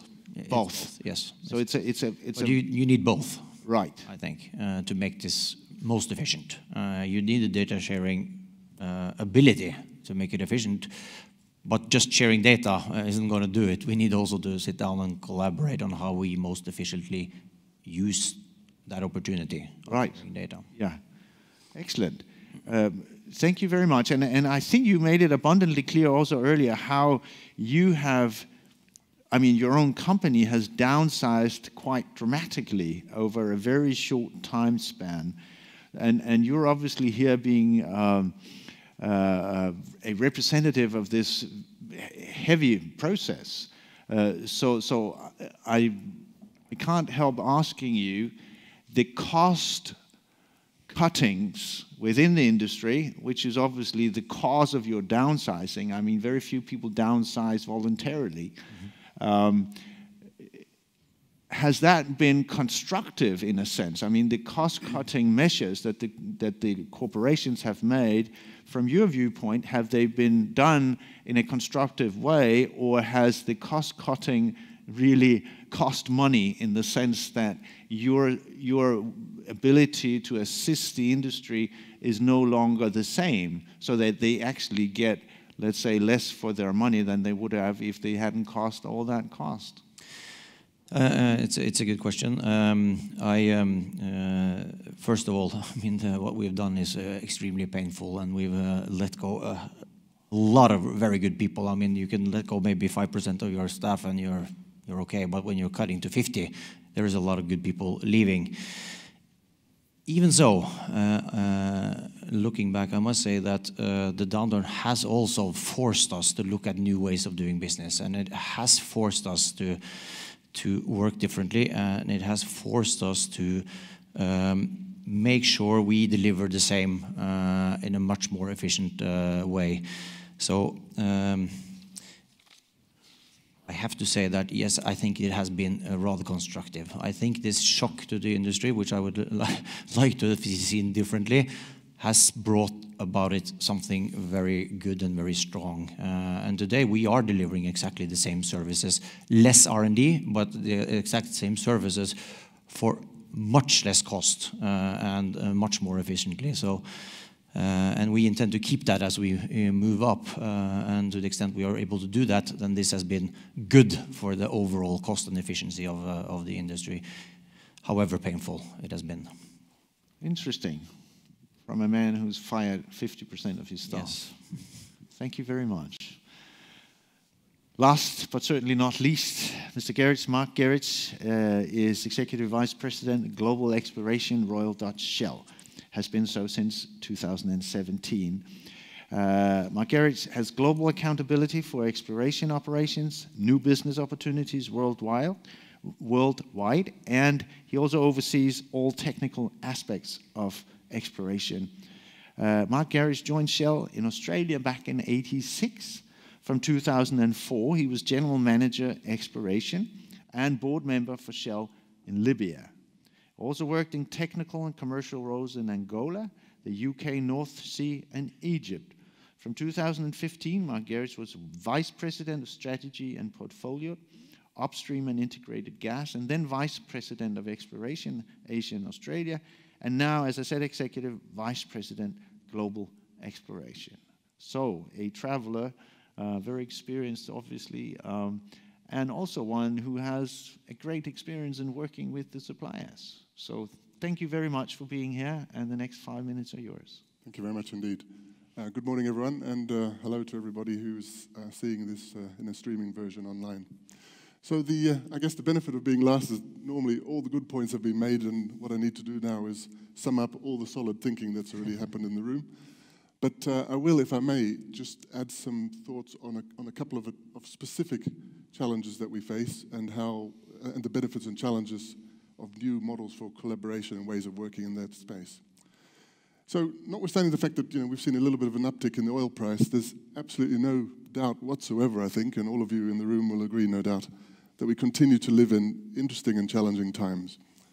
Our first challenge, that was talked about on the first day of the conference here, is explaining the conundrum of a sustained need for oil and gas exploration in a world seeking actively to deliver more and cleaner energy solutions. The energy transition is underway, no doubt about it, but it won't happen all overnight, and oil and gas will continue to be vital to power progress as we seek the right mix of renewables and hydrocarbons across local economies and societies. The second challenge to geoscience is what we've already talked about quite a lot today, but also yesterday in a dedicated passion, is we're in a world that's being swept along by a sort of fast-moving wave of digitalization, and where there's a sort of prioritization of big data and lots of ways of working challenges that will, need us to focus on how we attract the top talent into the business and in the industry. And a third challenge, which I'd like to focus on today, is the strain that really the low oil price environment has placed on safety. It was just touched on before, but I think, from my perspective, whilst that really is a very real issue, I think we have succeeded in turning around this challenge into an opportunity. Clearly, plenty of opportunity to do more, but collaboration between EP companies and service companies is already making a big impact in this particular space, and I'll talk a bit more about that in a second. So I'm not really going to delve any further into the future of oil and gas and exploration. I think there'll be plenty of opportunities in the future to do that. And I want to dive straight into the sort of topic of digitalization. So, my overall sense is digitalization is a tremendous force for good in the industry, and I don't feel in the least bit intimidated by what's coming up. I will say that, when I talk about digitalization at home, my tech-savvy teenage kids go, sure. I don't think that they feel I'm particularly qualified to talk about that, but I really am an ardent supporter. And, I like to think perhaps not the dinosaur that they think I am. We're seeing a tremendous rapid evolution in digital technologies. This is going to be a massive, massive disruption, a disruptive force in our business. And I think in Shell we've decided to take this disruption and embrace it, and take a proactive role in driving that digitalization in our business, more generally and specifically in exploration also, where, for example, I've got a dedicated team with actually quite a large budget to get after this in a proactive and aggressive way. We see data as the fuel of new and disruptive technologies. The greater the availability of the data and access to the data, the greater our chances of achieving true and transformational change. The corollary is that failing to transform our huge data sets into a competitive advantage is an absolutely missed opportunity, and we just can't allow us to get to that point. I firmly believe that analysis of this data will help to drive tremendous improvements in efficiency and will also provide opportunities for new players entering into this space. I think we all see, increasingly within our industry, companies advancing quickly on developing new platforms, seeking clever solutions, with actually quite unlikely partnerships marrying data of various types with sorts of clever ways of solving problems and new algorithms, etc. But I just want to sort of put a little caveat to all of that. We've all celebrated the value of big data and the fact that this will all give us a competitive advantage going forward. But for me, at least, it's absolutely not clear yet what model of collaboration will prevail in the industry in this space. So, very, very important questions need to be answered. When does it become more important to collaborate and share data? And how do we do that? And actually with whom? And when is it better to just leverage the data yourself because it's truly a competitive advantage that you don't want to squander out into the wider world? And from a company like others around on the panel here, where a competitive strength is the database that we have, how do we mitigate the risk of being disintermediated and being relegated to a data custodian? Because, of course, that's really not the place where we want to be. And really would be keen to hear a little bit more from the various panel members on their views on this. But I guess my view going forward is that it's an unstoppable force. We will need to collaborate on the infrastructure of digitalization, and various names have been mentioned, Google, Amazon, Microsoft, etc. But we'll absolutely also need to collaborate on the sort of more innovative part of all of that, where we, just like with iPhones, etc., we will see a myriad of apps and applications coming from all sorts of different parts of the digital world, and we need to grab those opportunities if we're really going to change the way we do things. So clearly deciding how we collaborate with existing and new partners will be an absolutely important consideration. And I, for one, relatively recently into this digital journey, am still coming to terms with all of that and how we're going to deal with all those choices. So that's sort of a more difficult space, if you like. The other challenge I want to talk about is on safety. So we've all, as a result of this low oil price, had to focus on being much more competitive and to face whatever challenges come. In Shell, we call this Fit for the Future, and I think every company has some sort of moniker for that.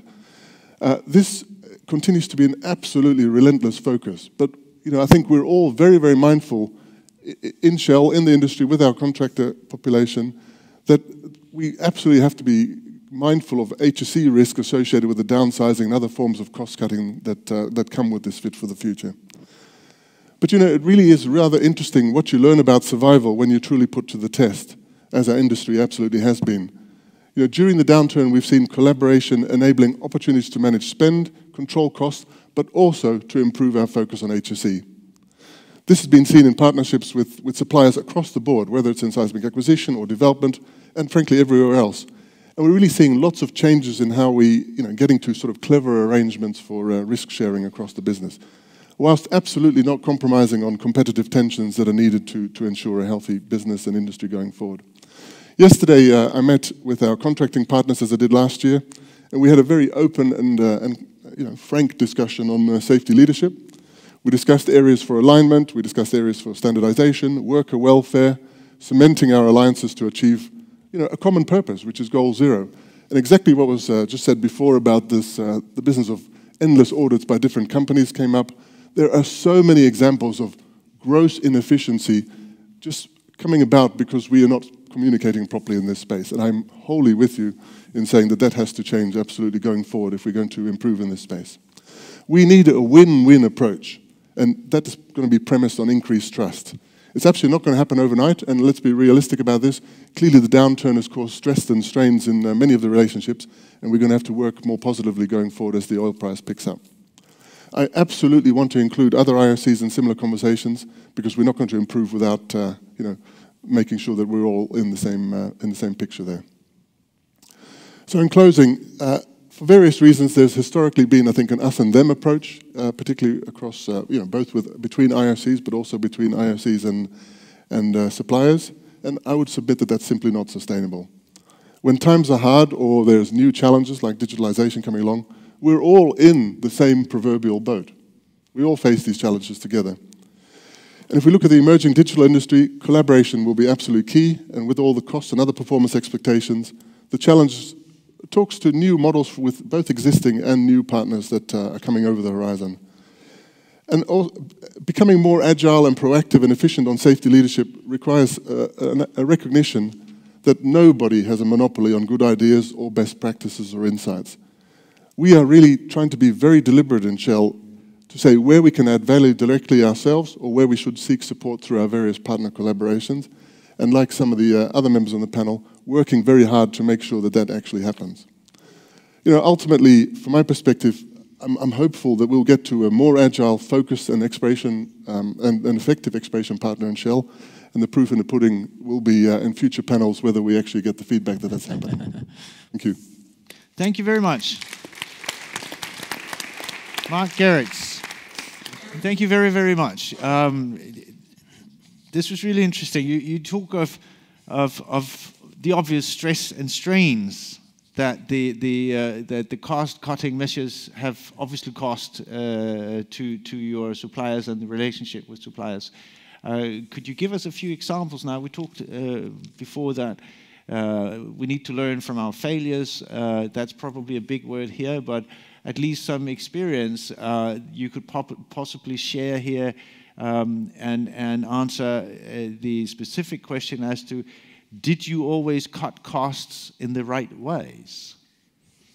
Well, I guess you'd have to ask our contracting partners also that question. But I would turn the question around a little bit. What we've done in the past is, this is the way we want it, and you will respond in that way because that's just the way the model has always been set up. What we've done in the recent past, I think, and again, the proof would be that our partners agree with that, but to have a much more engaged approach to how we address that particular problem. And that means, we suggest this, and what do you think about that? And please do tell us if you don't like it, because in many cases, this is just the way we do things, and perhaps doing it this way actually doesn't come at much cost for us and is hugely beneficial for you. So I think that's been really the benefit of the sorts of discussions that we've had. Mm-hmm. The reality is the oil price is lower, so there are all sorts of commercial strains come from that. But I think there's really many ways we can mitigate in the way we set up contracts and in the way we allow maybe more flexibility in time and this sort of thing to make it easier. I'd like to move to the questions in a minute or two. The question selectors, if you're ready in just a minute or two. But I'd like Howard Leach to address the issue of stress and strains in this context. The cost-cutting measures that you obviously all have been through over some years now, and how that has affected your relationship with suppliers. In retrospect, just for 1 minute, could you give us some insights from your world? Are there things that you wish you hadn't done? Well, of course, it has been difficult the last 3-4 years. Are there things I wish I hadn't done? I think probably not. I mean, what I have done, particularly, and we talk about the seismic area, is actually we have maintained our spend in seismic at actually quite a considerable level over the last 3-4 years, which I think has been a good thing. Now, of course, the totality is that it's the whole spend has come down, but we have maintained spend through that process. I actually, my reflection is that I think the new context, I hope, will drive an efficiency where we partner together, as companies and as with the contracting industry to drive efficiency. And I look back at before 2014, the lower 48 was a very different business to deep water oil and gas, or deep water oil in particular. Lower 48 was driven by a market set at Henry Hub, supply and demand. If you wanted to make money, you had to be smarter and more efficient than the next guy.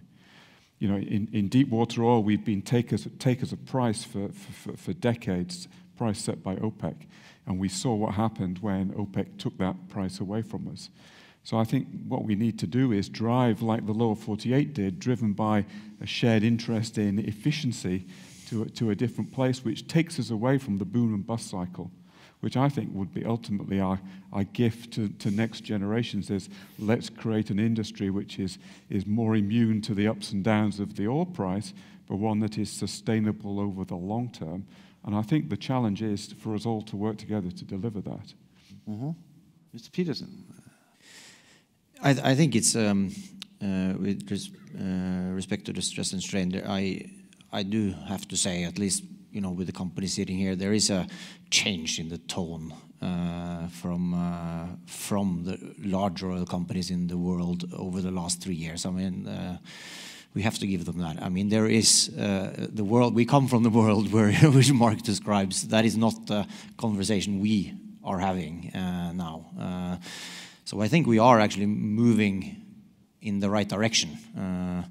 Obviously, there is a little bit of the old thinking when you go further down in the organization, but these are large organizations. And I think, so that's another good thing in a way that has come out of this very difficult time for also the E&Ps to feel some pain and think about, okay, we need to change, and we have a different view of the suppliers more as partners. That is coming through.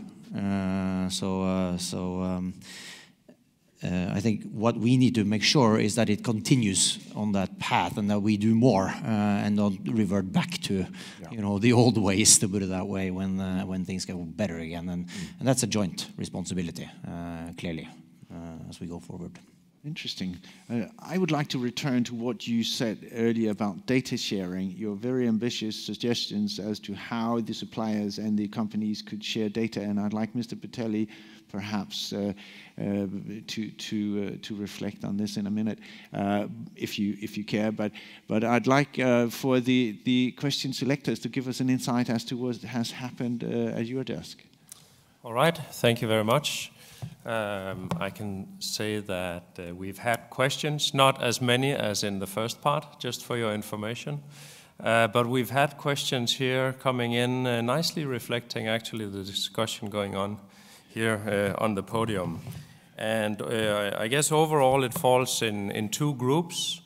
So one is about reflections and questions, observations around the last 3 or 4 years that we've been going through, where we have used terms like contracting partners and partnerships and so on, while some questions are related to the hard reality of strong procurement teams and tough negotiations, and sort of the question around next time, can we find another way of actually working closely together in a partnership where we share insights and try to take waste out, but maybe we can find new ways. And so in this path, a question has been asked whether we can learn from some of the other industries, like some of these really new disruptive business models that have been seen, where data is shared in new ways, services are innovated in new ways, and very much based on a principle of openness of data. So that's a group of questions coming in around that. At the same time, of course, service companies will continue to compete. So there are also a few comments about not being naive, that there will still be a strong competition amongst the vendors and the service companies. So really taking the learnings from the last years and taking all the inspiration from the outside world, and then what is it that we will do in the future, probably differently, in order to build the trust in the value chain and come up with a new and better way of working. Interesting. Thank you very much. And let me just ask yourself a question. Now, you represent a fairly large, let's say, think tank out at the technical university here. You develop technologies, you look at new ways for the oil industry to work. The reflection in the questions here, how do they fit with what you look at on a daily basis? I think they fit very nicely. I mean, on the topic, on the content side, it's definitely about transition, understanding the context. For us, being also at an academic environment, I would say this is actually one of our primary concerns, because young talent today, they're very much focused on the context, actually. So even if we work with leading edge technologies and sciences, the contextual issue is very, very strong. So I think it's very good that we had strong touches on that. That's something we can take back to university environments as well, and we need to improve that storytelling in the future and placing ourselves in that big context.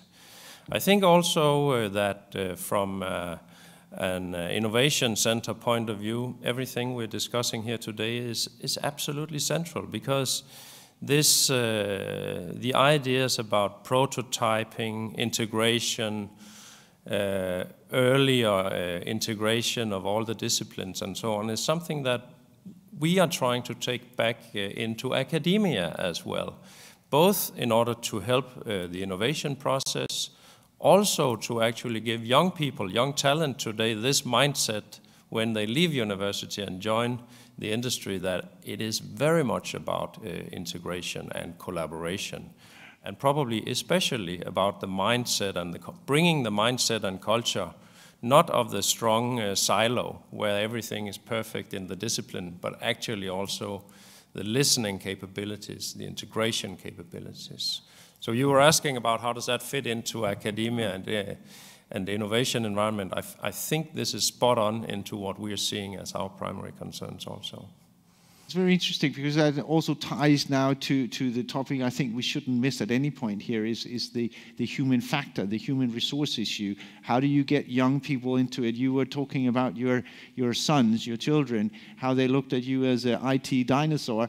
And that brings me back to the suggestion by Rune that you as companies share data in completely new ways with your suppliers. So that's a question to you, Mr. Patelli. Is that feasible? I think it's feasible. Exchanging data between our suppliers is one of the ways we can make our processes and our industry more efficient. The technology is almost there.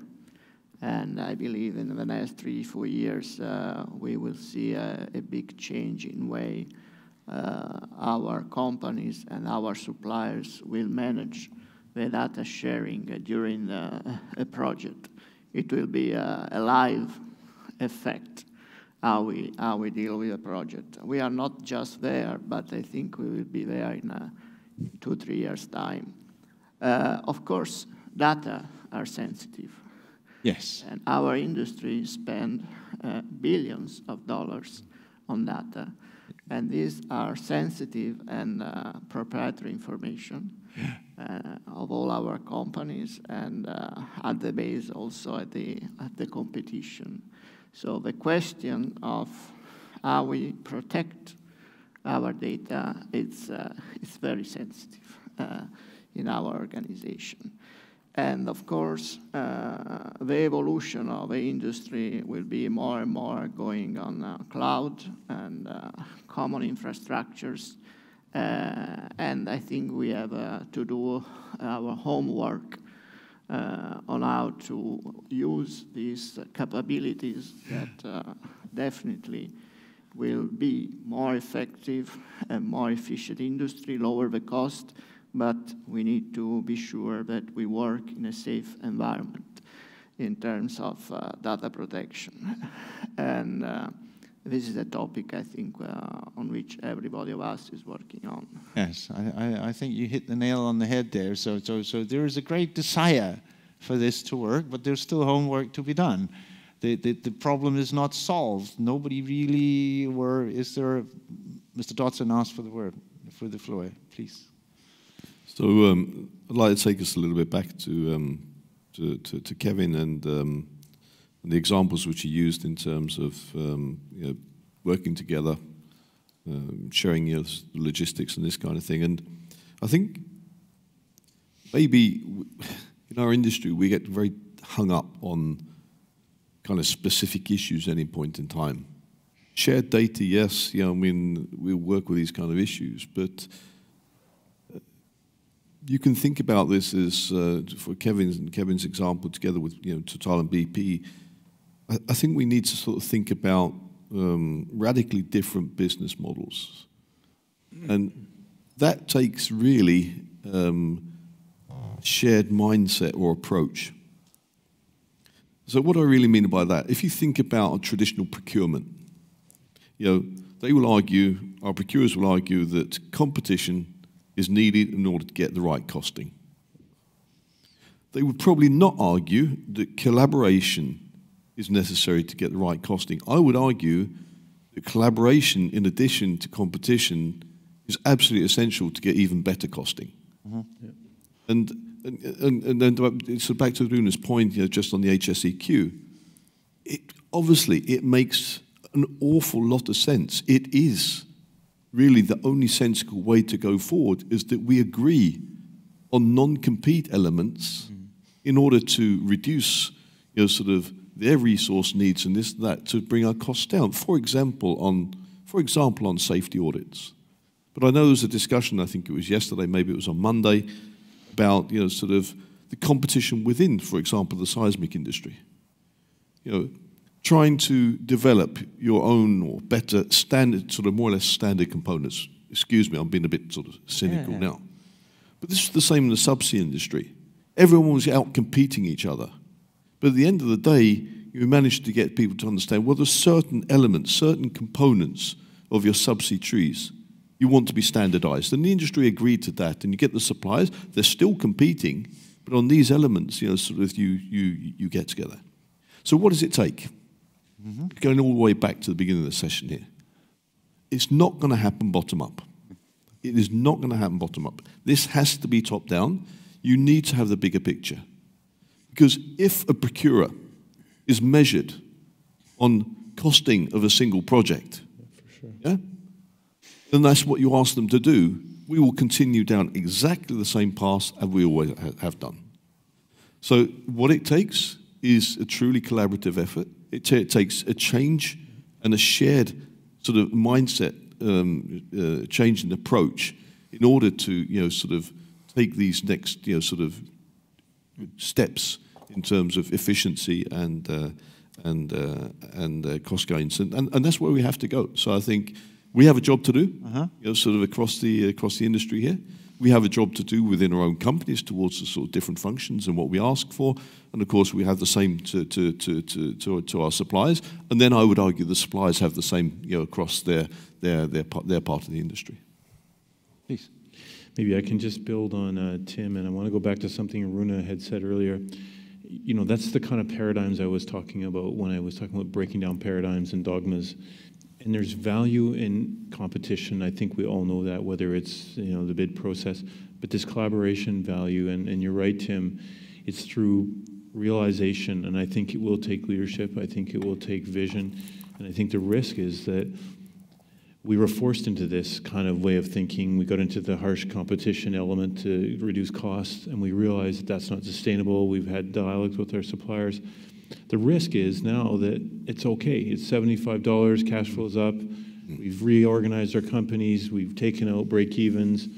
Everything's okay. And actually, and it's what you were saying, Tim. Sorry, Tim, Howard.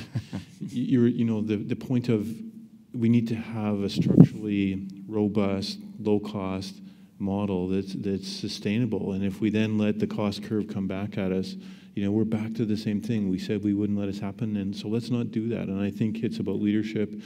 And, some of the forums, I think the EAGE forum in Mexico had a really good impetus that I think, that we can bring our part and make sure these industry initiatives happen. Because you're right, Tim, left to our own devices, my own objectives, I deliver. So I couldn't support you more in your comment.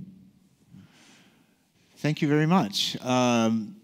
Incredibly, but we're running out of time. So I'm going to ask the question selectors if there is any further input from you that we should have before I ask the panel for their finalizing remarks. I mean, there's a couple of questions here that were relating again to what was just said of more long-term planning, forward-going, and with that sharing of plans and longer-term planning, retaining information around projects. I think this alludes to the procurement remark that was just made. It's all very transactional, focused on elements of projects rather than thinking long-term across different parts of a project where you could maybe over a longer time retain some of the learnings and build efficiency into that where the procurement process probably today isn't helpful in allowing that to happen. And then there were questions, well, a more provocative question, what is the role of a service company from an E&P perspective in 5 years from now? Is the role different to today? Do you see a totally different role for service providers in 5 years than what they do today, or will this be very much the same, just providing the same services, or will the business model change? Thank you, Volker. Wonderful. As a departure point for our last thoughts, how do you make sure that the knowledge that is built up is also retained? You talked about this a little already. And then, is there a new role for suppliers in the future, or are we looking down a path where we can still recognize what is happening in 5 years from now? So if I could ask you to sort of incorporate that in your thinking on what you would like to say as a final remarks, as pointers from here into the future, takeaways, whatever phrase you'd like to use. And I'm simply going to dictate an order of events now that we start there and move in this direction. And I'll ask you to sort of say whatever is on your mind for about a minute or so for the audience to take with them back home. Please. Okay, well, I am by nature an optimist, and I think you basically have to be that to head up a seismic company. But I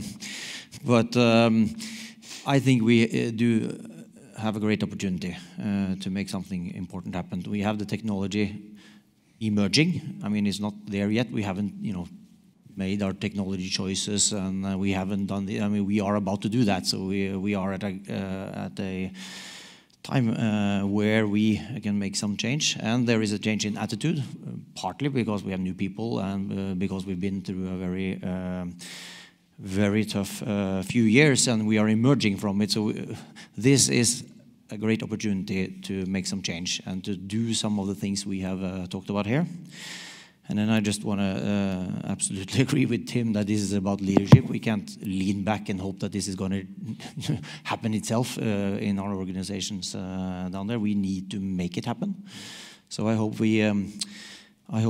this leads to we follow up and make initiatives, and we start down a journey where we can realize some of the things we have discussed here today and make sure we don't fall into our old ways, to put it that way. And I don't think that will happen. I do think that this industry really has potential to improve going forward.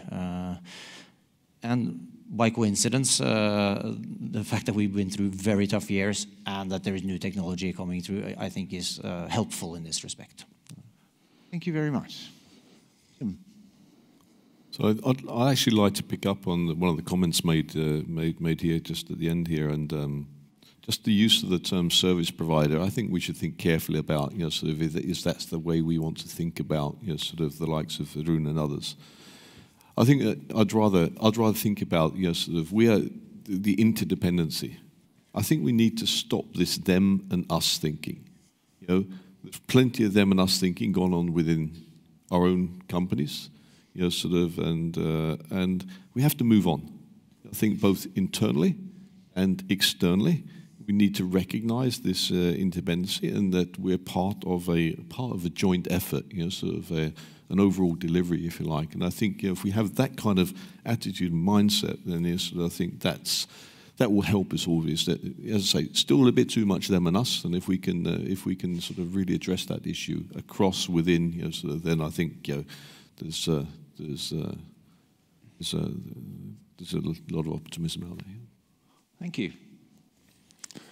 So I guess, going forward, lots of things are going to stay the same, but equally, as we've just all been discussing here, there's plenty of forces that are going to cause very significant change to the industry. Not least the fact that whether it's 20 years or 30 years or what, we will see a big take-up of renewable energy, which will have an impact in and of itself. I think we've seen some fantastic examples across the industry of transformation, for example, and how quickly we can get oil and gas produced. Whereas it used to be a 10 or 15-year process, we can now get it done in 2 or even less. And it just shows, when you put your mind to it, how you can galvanize forces within companies and across companies to just do simply much better. We owe it to everybody, really, given what we've just gone through with the lower oil price, etc., to use what we've learned from there and continue that transformational journey. And that has to be, the primary force in all of that has to be increased collaboration, I think, across IOCs, but particularly between ourselves and our contracting partners. And I think we're just seeing the start of it. We'll see much more going forward. Thank you very much. Mr. Patelli. So I'm an optimist guy, so I'll spread a bit of optimism. I believe that this difficult period that our industry and all our service providers go through, at the end of the day, provide a more healthy industry today. It means that we have organizations that are much more capable than 4 or 5 years ago to deliver robust results despite of the low energy prices. And this is good.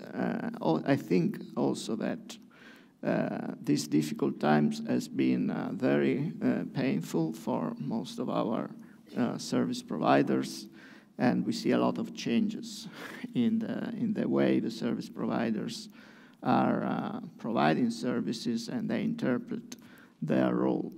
I believe the collaboration in these difficult years has improved, and we need to continue on this. I am optimist that we will continue to make exploration for the next decades, because still the fossil fuels will be an important part of the energy mix. We will see probably more gas coming in the energy mix when we approach a transition to the renewables. The crucial point for me where our industry has to think about and has to develop a new innovative approach is how we work with educational system to provide to our industry in the future the skills and the attitude that we need to maintain our industry healthy for the future. So, and this is an important and difficult task that I think everybody of us has very clear in mind. We need to change a lot in our universities. We need to change a lot in our mix of formation of our next talents, and we need to be capable to attract the talents and not send them at home. This is an important point, because one of the crucial points of our industry that the attractiveness has been in some way mined from its up and downs that create a lot of good people has been released from our industry. And we need to avoid this as much as we can in the future. So, thank you. Thank you very much, Mr. McLaughlin. So getting late in the dialogues, firstly to thank the panel. I think this has been a really good discussion around some real things of issues and challenges, but also ideas amongst us. And you know, to build from what Luca was saying, we talked about integration of disciplines and working more efficiently, and we take away some concrete things. At the end of the day, it's about people, as Luca is saying, and not only on the elements of downsizing and all of these factors. It's about attractiveness, and it goes far beyond that. It's about our image, you know, being clean or not, and it's seen as not. And you know, we have to do something about that as well. And I don't know quite what that's going to be, but clearly I don't think we realize what that's going to manifest itself in as we try to replace the knowledge and the people that retire, the baby boomers who are leaving our industry to move on to their retirement years. So I echo what Luca's saying. On a positive note, so I think that's a future dialogue that we need to have, is even at this forum, I would suggest that this is a future idea that we need to challenge. I leave with optimism too. I think it's about leadership. I think that the crisis isn't over, and what Howard was talking about, the crisis on the lower 48, it's seriously impressive what that business did to make itself profitable. You know, half their break even in a matter of 2 years. It was technology, it was mindset, it was culture, it was contracting, if you like. It was all of those things we talked about today. So just because prices recovered, to repeat myself, I think it's up to us, and I'll challenge ourselves as the panel here, to make sure that these ideas actually become a reality. And because you're right, bottom up won't happen. So my commitment to that. Mr. Leach, you get the luxury of finalizing. So, I mean, at the risk of repeating some, I'm sure, you know, I think back to the energy challenge that we have. You know, the world needs energy and will need more energy in the future, and our challenge is to deliver that, but at the same time meet the challenges of lower carbon. Personally, I think we need to be, and we all will be, part of that solution. And, you know, I'm personally very engaged around that. And perhaps there's more we need to, and we'll talk this afternoon, but there's more we need to do as an industry to talk about what we can do in this space. But I think it's huge, and I'm personally very energized about being part of that. There will be change. You know, we've talked about digitization, we've talked about new ways of working, different mindsets coming in. You know, we will be an industry that will continue to change and evolve. I think that's energizing in itself. But fundamentally, I think we need to continue to drive efficiency, you know, together, so that we can continue to invest in delivering energy and continuing to look for ways to do that cleaner. And I think so. I think, you know, integration, collaboration are key to driving that efficiency, which is so important. Thank you very much. And ladies and gentlemen, thank you very much for your attention and your participation. I want to thank the question selectors for being here, for addressing these issues and helping us communicating across the room. And of course, I want first and foremost to thank all 6 of you for traveling, for being here, for participating, for preparing yourselves so eloquently. So thank you very, very much. And ladies and gentlemen, I wish and hope that you will help me clap your hands and make them feel as welcome as they are. Thank you very much.